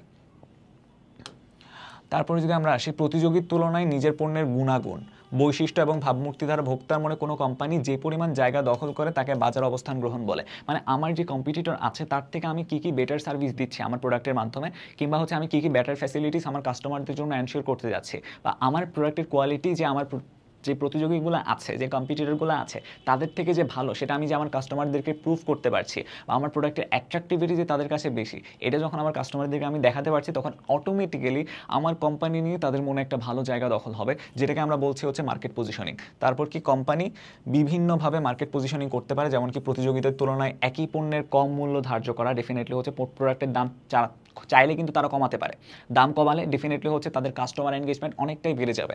তার পাশাপাশি সমমূল্যে অর্থাৎ একই মূল্যে প্রোডাক্টের প্রাইস তারা ঠিক রাখলো, কম্পিটিটর বা প্রতিযোগী যারা আছে তারা যে প্রাইসটা রেখেছে সেই প্রাইসের সাথে আমার কোম্পানির যে প্রোডাক্ট, সেই প্রোডাক্টের প্রাইসটা আমি সেম রাখলাম, কিন্তু তাদের থেকে আমি কোয়ালিটি বেটার করলাম বা তাদের থেকে আমি আরও বেশি ফিচার অ্যাড করলাম আমার প্রোডাক্টের মধ্যে থেকে, যাতে করে হচ্ছে আমার যারা কাস্টমার আছে তারা একটু বেটার সার্ভিস পায় আমার প্রোডাক্টটা থেকে। সো এটার মাধ্যমে আলটিমেটলি কী করা হয়, মার্কেট পজিশনিংটাকে স্ট্রং করা হয়। তারপর কি, ক্রেতাদের সর্বোচ্চ ভ্যালু এবং সন্তুষ্টি প্রদানের মাধ্যমে লাভজনক সম্পর্ক সৃষ্টি। লাভজনক সম্পর্ক আমার ক্রেতাদের সাথে সৃষ্টি করছি, যার মাধ্যমে আমি কাস্টমার রিলেশনশিপ ম্যানেজমেন্টের যে বৈশিষ্ট্যগুলো আছে সেগুলোকে নিশ্চিত করতে পারি এবং বজায় রাখাকে ক্রেতা সম্পর্ক ব্যবস্থাপনা বলে। ক্রেতা সম্পর্ক ব্যবস্থাপনা বলতে বোঝানো হচ্ছে এই যে কাস্টমার রিলেশনশিপ ম্যানেজমেন্ট, যেটা আমি অলরেডি বলেছি। তারপরে যদি আমরা আসি ক্রেতা সম্পর্ক ব্যবস্থাপনার হাতিয়ারগুলো কী কী বা কাস্টমার রিলেশনশিপ ম্যানেজমেন্টের ক্ষেত্রে আমাকে কোন কোন বিষয় কনসিডার করতে হবে। প্রথমত আসে কি, পুনঃ বাজারজাতকরণ কর্মসূচি। আমাকে এখানে কন্টিনিউয়াস রাখতে হবে, এই মার্কেটিং অ্যাক্টিভিটিসগুলোকে কন্টিনিউয়াসলি চালিয়ে যেতে হবে। এটা কিন্তু কোনো জাস্ট একটা সীমিত সময়ের জন্য করলাম তারপর আর করবো না, এরকম কোনো কিছু নয়। এটাকে কন্টিনিউয়াসলি আমাকে চালিয়ে নিয়ে যেতে হবে। ক্লাব বাজারজাতকরণ এবং কাঠামোগত বন্ধন, সো এই অ্যাক্টিভিটিসগুলো হচ্ছে কোথার মধ্যে আসছে বা কোথাকার মধ্যে আসছে, ক্রেতা সম্পর্ক ব্যবস্থাপনা এর মধ্যে এগুলো ইনক্লুডেড হয়। হয়। তারপরে যদি আসি, বেশি পরিমাণে ক্রয়কৃত ক্রেতাদের জন্য বেশি বেশি মূল্য ছাড় প্রদান করার প্রক্রিয়াকে বলা হয় পুনঃ পুনঃ বাজারজাতকরণ কর্মসূচি।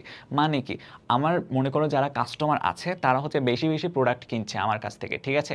এখন এই বেশি বেশি প্রোডাক্ট যখন কিনছে, আমি যখন দেখতে পাচ্ছি যে হচ্ছে তারা আমার জন্য অনেক বেশি ভ্যালু অ্যাডেড কাস্টমার হচ্ছে বা তারা আমার জন্য লাভজনক কাস্টমার হচ্ছে, তখন আমি তাদেরকে একটা পোর্শন ছাড় দিলাম কেনার ক্ষেত্রে, মনে করো তাদেরকে এত% ডিসকাউন্ট আমি দিলাম। সো সেটাকে বলা হয় পুনঃ পুনঃ বাজারজাতকরণ কর্মসূচি। কোম্পানির নিজস্ব কর্মী বাহিনীকে বোঝায় কোম্পানির অভ্যন্তরীণ অংশীদার বা পার্টনার্স ইনসাইড দ্য কোম্পানি। কোম্পানির যে ওয়ার্কাররা আছে ডেফিনেটলি হচ্ছে তারা ওই কোম্পানির অভ্যন্তরীণ অংশীদার বা পার্টনার ইনসাইড দ্য কোম্পানি হিসেবে তাদেরকে অভিহিত করা হয় বা গণ্য করা হয়। এর পাশাপাশি সরবরাহকারী, প্রণালী সদস্য, প্রতিযোগী, সরকার ইত্যাদি পক্ষকে বোঝায় কোম্পানির বাইরের বাজারজাতকরণ অংশীদার বা হচ্ছে marketing partners outside the farm. Inside the ফার্মের মধ্যে যারা আছে তারা মূলত কী করছে, ওই কোম্পানির প্রোডাক্ট রিলেটেড কাজগুলো করছে বা প্রোডাক্টটাকে কীভাবে তৈরি করা, প্যাকেজিং, তারপর হচ্ছে ওইটার ওরিয়েন্টেশন বা কীভাবে হচ্ছে সেটা আমার কাস্টমারদের কাছে পৌঁছানো, ওই স্ট্র্যাটেজিগুলো সেট করা, এই কাজগুলো যারা করছে, ডিরেক্টলি যারা ইনক্লুডেড এই কাজগুলোর ক্ষেত্রে, অথবা যারা কর্মচারী আছে, তাদেরকে আমরা বলছি হচ্ছে এখানে পার্টনার্স বা marketing partners inside the farm. তাহলে আউটসাইড দ্য ফার্ম যারা যারা আসছে তারা হচ্ছে কারা, প্রণালী সদস্য, সাপ্লায়ার, তারপর হচ্ছে প্রতিযোগী বা কম্পিটিটর, সরকার, এরা। এরপরে কি, অধিক অনুগত ক্রেতা সৃষ্টির মাধ্যমে অধিক বাজার শেয়ার দখল এবং অধিক বিক্রয় এবং অধিক মুনাফা অর্জনকে বোঝায় কি, ক্রেতাদের নিকট থেকে ভ্যালু অর্জন। ডেফিনেটলি আমার যখন কাস্টমারদের প্রতি আমি লয়াল থাকবো, তাদের প্রতি যখন দায়বদ্ধ থাকবো, তাদেরকে যখন বেটার কোয়ালিটি সাপ্লাই করব, তাদের জন্য যখন আমি ভালো ভালো ফ্যাসিলিটিস ইনক্লুড করব, ভালো ভালো ফিচার্স ইনক্লুড করবো আমার প্রোডাক্টে, তারা ডেফিনেটলি হচ্ছে আমার এখানে এনগেজমেন্টটা বাড়াবে, আমার প্রোডাক্টে এনগেজমেন্টটা বাড়াবে, তারা তাদের রিলেটিভদেরকে জানাবে, ফ্রেন্ডদেরকে জানাবে। সো আলটিমেটলি কী হবে, ক্রেতাদের নিকট থেকে আমি ভ্যালু অর্জন করতে পারবো। ক্রেতাদের ক্রয়ের একটি অংশকে বোঝায় হচ্ছে কি, ক্রেতা শেয়ার। ক্রেতা তার মোট ক্রয়ের কতটুকু অংশ কোনো নির্দিষ্ট কোম্পানি থেকে ক্রয় করে তাকে বলা হয় কি, ক্রেতা শেয়ার।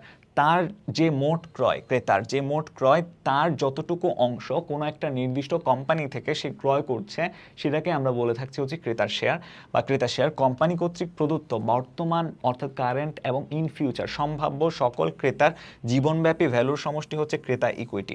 ক্রেতা শেয়ার এবং ক্রেতা ইকুইটি এই দুইটা খুবই গুরুত্বপূর্ণ প্রশ্ন, ক নাম্বারে আসতে পারে, মনে রাখবা। আর বর্তমান এবং সম্ভাব্য ক্রেতার প্রদানকৃত জীবনব্যাপী ভ্যালুর সমষ্টিকে বলা হয় কি, ক্রেতা ইকুইটি, অলরেডি যেটা আমরা দেখে এসেছি। এরপর কি, ক্রেতা ইকুইটি কয়টি উপাদানের সমন্বয়ে গঠিত, 3টা উপাদান, যার মধ্যে প্রথমত আসে কি ভ্যালু ইকুইটি, ব্র্যান্ড ইকুইটি, তারপর হচ্ছে রিলেশনশিপ ইকুইটি। এই 3টা কনসেপ্ট বা এই 3টা উপাদানের সমন্বয়ে কি গঠিত হয়, ক্রেতা ইকুইটি, যেটা আমরা অলরেডি এর আগের স্লাইডে দেখে আসলাম।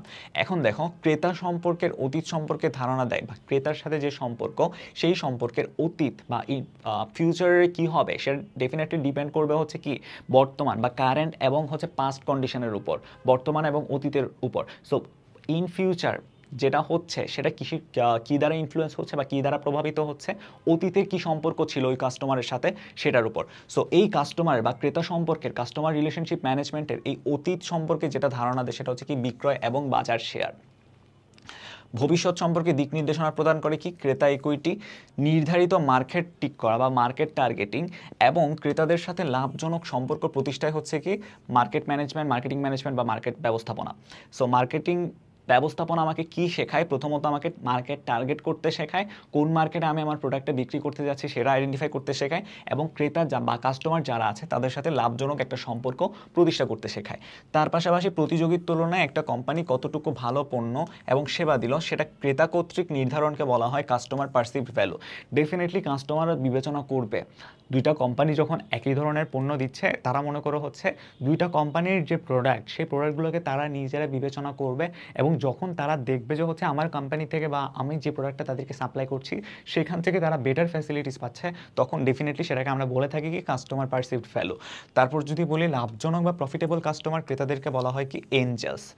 প্রফিটেবল কাস্টমার কারা, যারা হচ্ছে আমার কাছ থেকেই বা আমার প্রতি যারা লয়াল, আমার প্রতি যাদের বিশ্বাস আছে বা যারা আমার কাছ থেকেই নর্মালি প্রোডাক্ট পারচেস করে থাকে। সো এই ধরনের কাস্টমারদেরকে বলা হয়ে থাকে এঞ্জেলস। অল্প লাভজনক বা হচ্ছে লেস প্রফিটেবল কাস্টমার বা অলাভজনক ক্রেতাদেরকে বলা হয় demons. So Angel and demons দুইটা বিপরীতধর্মী শব্দ। এঞ্জেলস কারা, যারা লাভজনক কাস্টমার, ডেমন্স কারা, যারা অলাভজনক কাস্টমার। এখন যদি আমরা আসি সম্ভাব্য মুনাফাযোগ্য বা পূর্বানুমানকৃত ক্রেতা আনুগত্যের উপর ভিত্তি করে কোম্পানি ক্রেতাদেরকে কয় ভাগে ভাগ করা যায়, 4 ভাগে। প্রথমত হচ্ছে স্ট্রেঞ্জার্স বা আগন্তুক, এটাকে বলা হবে হচ্ছে কি, আগন্তুক। স্ট্রেঞ্জার্স বা আগন্তুক তারপর হচ্ছে কি বাটারফ্লাইস, প্রকৃত বন্ধু বা ট্রু ফ্রেন্ডস, এবং নাছোড়বান্দা বা বার্নাকলস। সো এগুলো যদি আমরা দেখি, সম্ভাব্য মুনাফাযোগ্যতা বা মাইনাস উচ্চ মুনাফাযোগ্যতা, নিম্ন মুনাফাযোগ্যতা, এই জিনিসটা অ্যাকচুয়ালি কি, প্রথমত আসি এই মুনাফাযোগ্যতা এবং পূর্বানুমানকৃত ক্রেতার আনুগত্য, মানে হচ্ছে আমার কাস্টমার লয়্যালটির উপর ডিপেন্ড করে আমি ক্রেতাদেরকে যদি ভাগ করতে যাই, তাহলে প্রথমত হচ্ছে স্ট্রেঞ্জার্স কারা, তারা হচ্ছে নর্মালি আমার কাছে আসলো, মনে করো হচ্ছে আসলো, আগে তাদের সাথে আমার সুসম্পর্ক ছিল না বা তারা আমার কাছ থেকে প্রোডাক্ট পারচেস করেনি, তারা আমার কাছে মানে খুব বেশি যে আসে সেরকম কোনো কিছু না, তো আসলো আমার কাছ থেকে প্রোডাক্ট পারচেস করলো, চলে গেল, তাদের সাথে আমার খুব একটা ভালো সম্পর্ক নাই। সো তারা হচ্ছে আমার জন্য স্ট্রেঞ্জার্স। বাটারফ্লাইস কারা হবে, এটার থেকে বেটার একটু পজিশনে যখন যাবে সেটা হচ্ছে বাটারফ্লাইস হবে। প্রকৃত বন্ধু কারা হবে, যখন ওই কাস্টমারের সাথে আমার একটা সুসম্পর্ক থাকবে, তখন সে তার রিলেটিভস বা তার যে ফ্রেন্ডসগুলো আছে তাদেরকে ডেফিনেটলি জানাবে আমার প্রোডাক্ট সম্পর্কে, আলটিমেটলি আমার কাস্টমার এনগেজমেন্ট তখন বেড়ে যাবে। আর লাস্টলি নাছোড়বান্দা কারা হবে, তারা জাস্ট আমার কাছ থেকে প্রোডাক্ট পারচেস করবে, অন্য কারো কাছ থেকে প্রোডাক্ট পারচেস করবে না, এরকম যখন হয়ে যায় তখন সেটাকে বলা হয় বার্নাকলস। সম্ভাব্য মুনাফাযোগ্যতা, উচ্চ মুনাফাযোগ্যতা, নিম্ন মুনাফাযোগ্যতা, এই তিনটা কনসেপ্ট আছে। পূর্বানুমানকৃত ক্রেতা আনুগত্য, স্বল্পমেয়াদী ক্রেতা এবং দীর্ঘমেয়াদী ক্রেতা। দেখো উচ্চ মুনাফাযোগ্যতা কারা বা নিম্ন মুনাফাযোগ্যতা কারা, প্রথমত উচ্চ মুনাফাযোগ্যতা চিন্তা করা হয় হচ্ছে বাটারফ্লাই, মনে করো হচ্ছে এই যে যেটা হচ্ছে আমার আগন্তুক বা স্ট্রেঞ্জার যারা আমার কাছে আসলো, প্রোডাক্ট কিনলো, চলে গেল, তাদের সাথে আমার খুব একটা কানেকশন এখানে বিল্ড আপ করার কোনো চান্স নাই। সো তারা হচ্ছে এখানে কারা, নিম্ন মুনাফা বা নিম্ন মুনাফা আমি তাদের কাছ থেকে পেতে পারি। সো এরা হচ্ছে আগন্তুক এবং নাছোড়বান্দারা কি করে, আলটিমেটলি তাদের কাছ থেকেও কিন্তু আমি খুব একটা মুনাফা যে হচ্ছে পেতে পারি সেরকম না, কারণ তারা আমার কাছ থেকেই প্রোডাক্ট কিনে বা আমি তাদেরকে চাইলে কিন্তু হচ্ছে ছেড়ে দিতে পারি না। সো এখানে ব্যাপারটা এরকমও অনেক সময় দাঁড়ায় যে হচ্ছে আমার প্রোডাকশন কস্ট অনেক বেশি, সেটার তুলনায় আমাকে কম দামে বা প্রাইস কমিয়ে, দাম কমিয়ে সেই নাছোড়বান্দা যে গোষ্ঠীটা আছে বা যে ক্রেতা গোষ্ঠীটা আছে তাদেরকে হচ্ছে আমার প্রোডাক্ট সেল করতে হচ্ছে। সো আলটিমেটলি এখানে আমার লস হওয়ার পরও তাদের কাছে কিন্তু আমি প্রোডাক্টটা সেল করছি, কারণ তাদেরকে আমি ছাড়তে পারবো না সেই কাস্টমারটাকে। সো এটা হচ্ছে কি আগন্তুক এবং নাছোড়বান্দা। সো বেটার কারা, বাটারফ্লাই বলতে আমি এখানে যাদেরকে বোঝাচ্ছি, মনে করো হচ্ছে আগন্তুক, ঠিক আছে, আগন্তুকরা আসলো, এখন আসার পরে সে পরবর্তীতে যখন আমার সাথে ওই ডিল করতে আসবে বা আমার কাছ থেকে কোনো একটা প্রোডাক্ট সে যখন পারচেস করতে আসবে, তখন তার সাথে আমার মধ্যে একটা সুসম্পর্ক স্থাপিত হবে, তখন ওই জিনিসটাকে আমরা বলছি বাটারফ্লাই। আর বাটারফ্লাইটা ট্রু ফ্রেন্ড বা প্রকৃত বন্ধু কখন হয়ে যাচ্ছে, যখন তার প্রতি আমার ওই লয়ালটি ওইটা যখন হচ্ছে একটা স্ট্রং বেস তৈরি করছে, তখন হচ্ছে সে শুধুমাত্র আমার কাছ থেকেই প্রোডাক্ট কিনছে বা তার যে রিলেটিভস বা ফ্রেন্ড আছে তাদেরকে জানাচ্ছে আমার প্রোডাক্ট সম্পর্কে, তাদেরকে এনকারেজ করছে আমার প্রোডাক্ট পারচেস করার জন্য, তখন গিয়ে আমি তাকে বলতে পারবো একজন ট্রু ফ্রেন্ড। সো আমি সব থেকে বেশি মুনাফা পাচ্ছি বা উচ্চ মুনাফাযোগ্যতা এখানে কাদের কাছ থেকে পাচ্ছি, বাটারফ্লাই এবং ট্রু ফ্রেন্ডের কাছ থেকে। নিম্ন মুনাফাযোগ্যতা কাদের কাছ থেকে পাচ্ছি, যে আগন্তুক বা স্ট্রেঞ্জার অথবা হচ্ছে যে নাছোড়বান্দা তার কাছ থেকে বা বার্নাকলস। সো এখানে বাটারফ্লাই বা আগন্তুককে আমরা বলতে পারি স্বল্পমেয়াদী ক্রেতা। এরা হচ্ছে কি এদের মতো হচ্ছে কন্টিনিউয়াসলি যে আমার কাছ থেকেই প্রোডাক্ট কিনবে সেরকম কোনো কনসেপ্ট তাদের মধ্যে নেই। যখন এই কনসেপ্টটা এরকম হয় যে কি তারা শুধুমাত্র আমার কাছ থেকে কিনবে, দীর্ঘমেয়াদে হচ্ছে তারা আমার কনজিউমার বা কাস্টমার হিসেবে থাকবে, তখন সেটাকে আমরা বলি দীর্ঘমেয়াদী ক্রেতা। আর যখন হচ্ছে এটা এরকম কোনো ব্যাপার থাকে না, কোনো টাইম লিমিট এখানে থাকে না, তারা আসলো, চাইলে কিনলো বা চাইলে কিনলো না, সেরকম যদি হয়ে থাকে, তখন সেটাকে আমরা বলে থাকি হচ্ছে কি স্বল্পমেয়াদী ক্রেতা, বা একটা স্পেসিফিক টাইম পিরিয়ডের জন্য, সেটা খুবই কম বা স্বল্প সময়, সে স্বল্প মেয়াদের জন্য তারা আমাদের কনজিউমার বা কাস্টমার হিসেবে বিহেভ করে। ওকে, তারপরে যদি আমরা আসি আগন্তুক, যে সকল ক্রেতার মুনাফাযোগ্যতা নিম্ন এবং প্রতিষ্ঠানের প্রতি আনুগত্য কম, ডেফিনেটলি মুনাফাযোগ্যতা তাদের কাছ থেকে আমি কম মুনাফাযোগ্যতা এবং তারা আমার প্রতিষ্ঠানের প্রতি খুব একটা লয়াল নয়, তারা হচ্ছে আগন্তুক বা স্ট্রেঞ্জার্স। এই ধরনের ক্রেতাদের জন্য কোনো ধরনের বিনিয়োগ করার প্রয়োজন নেই, বিনিয়োগ করলে আমি ডেফিনেটলি লোকসানের মধ্য দিয়ে যাব। সবচেয়ে কম লাভজনক এবং স্বল্পমেয়াদী ক্রেতা হচ্ছে আগন্তুক। কোম্পানির তৈরিকৃত পণ্য এবং ক্রেতা চাহিদার মধ্যে কম সামঞ্জস্য থাকে।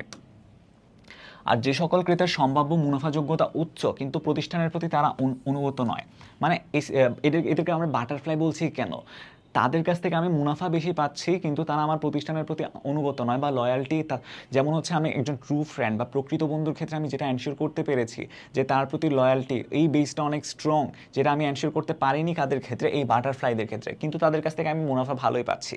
সো তখন তাদেরকে আমরা বলে থাকি হচ্ছে বাটারফ্লাই। দেখো বাটারফ্লাই ক্রেতাদের আকর্ষণের জন্য আক্রমণাত্মক প্রসারমূলক কৌশল গ্রহণ এবং সন্তোষজনক ও লাভজনক লেনদেন সম্পর্ক গড়ে তোলা এবং তাদেরকে পরবর্তীতে ফিরিয়ে আনা হয়, এই ধরনের ধরনের ক্রেতারা স্বল্প সময়ের জন্য অধিক দামে পণ্য ক্রয় করে। এই ক্যারেক্টারিস্টিক্সগুলো তোমাকে এখানে ডেফিনেটলি মনে রাখতে হবে। স্বল্প মেয়াদী ক্রেতা কিন্তু হচ্ছে এরা অধিক লাভজনক, তার পাশাপাশি কোম্পানির তৈরিকৃত পণ্য এবং ক্রেতার চাহিদার মধ্যে তুলনামূলক বেশি সামঞ্জস্য থাকে। তারপরে যদি আমরা আসি, যে সকল ক্রেতারা উচ্চ মুনাফা যোগ্যতা সম্পন্ন এবং কোম্পানির প্রতি অনুগত, তাদেরকে আমরা বলছি প্রকৃত বন্ধু বা ট্রু ফ্রেন্ডস। তারা কি করে, এরা হচ্ছে ক্রেতাদের আনন্দদান ধরে রাখা এবং বৃদ্ধি করার জন্য ডেফিনেটলি আমাকে এখানে ইনিশিয়েটিভ নিতে হবে। মানে আমার যারা ট্রু ফ্রেন্ডস বা প্রকৃত বন্ধু, যখন আমি আইডেন্টিফাই করতে পারবো যে তাদের কাছ থেকে আমি বেশি প্রফিট বা মুনাফা অর্জন করতে পারছি, কিংবা তাদের আমার প্রতি লয়্যালটি অনেক বেশি, তখন আমার ডেফিনেটলি তাদেরকে আমার এই সম্পর্কটাতে রাখার জন্য বা ধরে রাখার জন্য তাদের জন্য আমার ইনভেস্ট করাটা দরকার, এবং সেটা ডেফিনেটলি তখন প্রফিটেবল হয়। সো এই কোম্পানি নিয়মিত সুসম্পর্ক তখন বজায় রাখে। এই ধরনের ক্রেতাদের সাথে সম্পর্ক বজায় রাখার জন্য কোম্পানি অধিক বিনিয়োগ করে। বিনিয়োগের ব্যাপারটা মাত্রই বললাম। দেখো, সবচেয়ে লাভজনক ক্রেতা এরা, নিয়মিতভাবে একই কোম্পানির পণ্য ক্রয় করে। কেন? তাদের সাথে আমার একটা লয়্যালটি আছে। তারপর কি, এই ধরনের ক্রেতারা পণ্যের গুণাগুণ সম্পর্কে অন্যকে জানায়। তারপর আসে যে সকল ক্রেতার প্রতিষ্ঠানের প্রতি আনুগত্য উচ্চ, তারা প্রতিষ্ঠানের প্রতি কিন্তু খুবই লয়াল, কিন্তু মুনাফা যোগ্যতা অধিক নয়, তাদেরকে নাছোড়বান্দা বলা হয়। মানে তারা আমার কাছ থেকেই প্রোডাক্ট কিনবে, কিন্তু হচ্ছে তাদের কাছ থেকে আমি খুব একটা প্রফিট এনশিওর করতে পারবো না, তখন গিয়ে তাদেরকে আমি বার্নাকলস বা নাছোড়বান্দা বলছি। এদের নিকট বিক্রয় বৃদ্ধি, ফি বৃদ্ধি বা সেবা হ্রাসের মাধ্যমে মুনাফা যোগ্যতা বৃদ্ধি করতে পারে কোম্পানি। তারপর কি, সবচেয়ে বেশি সমস্যা সৃষ্টিকারী ক্রেতা হচ্ছে এই বার্নাকলস বা হচ্ছে আমার নাছোড়বান্দা যারা আছে তারা। আর অনেক সময় এই ধরনের ক্রেতাদের কোম্পানি অ্যাভয়েড করতে চায়, কারণ তারাই সব থেকে বেশি প্রবলেম এখানে ক্রিয়েট করতে পারে। সো এটা গেল। এখন যদি আমরা আসি, স্বল্প মেয়াদী এবং উচ্চ মুনাফাযুক্ত ক্রেতা হচ্ছে কারা? বাটারফ্লাই। দীর্ঘমেয়াদী উচ্চ মুনাফাযুক্ত ক্রেতা কারা? প্রকৃত বন্ধু। স্বল্পমেয়াদী নিম্ন মুনাফাযুক্ত ক্রেতা কারা? আগন্তুক। এবং দীর্ঘমেয়াদী এবং নিম্ন মুনাফাযুক্ত ক্রেতা কারা? নাছোড়বান্দা। এই চারটা পোর্শন যেন হচ্ছে আমার ভুল না হয়। এখন হচ্ছে আমরা কিছু এমসিকিউ দেখব। নিচের কোন মতবাদটিতে অনুধাবন এবং সাড়া প্রদান এই দর্শনটা অনুসরণ করা হয়? এখানে অপশনের মধ্যে কি কি দেওয়া আছে দেখো। প্রথমত আমাকে বললো হচ্ছে কি, উৎপাদন মতবাদ, বিপণন মতবাদ, বিক্রয় মতবাদ এবং লাস্টে সামাজিকীয় বিপণন মতবাদ। এখানের মধ্যে দেখো, বিপণন মতবাদের যে কনসেপ্ট, সেখানের মধ্যে আমরা দেখেছি কি, এখানের মধ্যে মার্কেট অ্যানালাইসিস করা হয় বা মার্কেট রিসার্চ করা হয়। সো আলটিমেটলি অনুধাবন এবং সাড়া প্রদানের কনসেপ্টটাই আসে হচ্ছে কি বিপণন মতবাদে। তারপরে যদি দেখি, বিপণনের সবথেকে পুরাতন মতবাদ কোনটা? সবথেকে পুরাতন মতবাদ হচ্ছে উৎপাদন মতবাদ, যেটা আমরা একদম প্রথম মতবাদ যেটা ছিল। বিপণনে কোনটিকে সবথেকে বেশি গুরুত্ব দেওয়া হয়? সবথেকে বেশি গুরুত্ব দেওয়া হয় ডেফিনেটলি যে কাস্টমার বা ভোক্তা বা কনজিউমার যিনি আছেন, তার রুচি, পছন্দ, চাহিদা, এই জিনিসগুলোকেই সবথেকে বেশি এখানে গুরুত্ব দেওয়া হয়। অযাচিত পণ্য বিক্রয়ের জন্য বিপণনের কোন ধারণাটি উপযুক্ত? অযাচিত পণ্য যখন আমি বিক্রয় করতে চাইব, তখন আলটিমেটলি আমার সেলিং কনসেপ্টটা চলে আসে, বিক্রয় বা সেলিং কনসেপ্ট।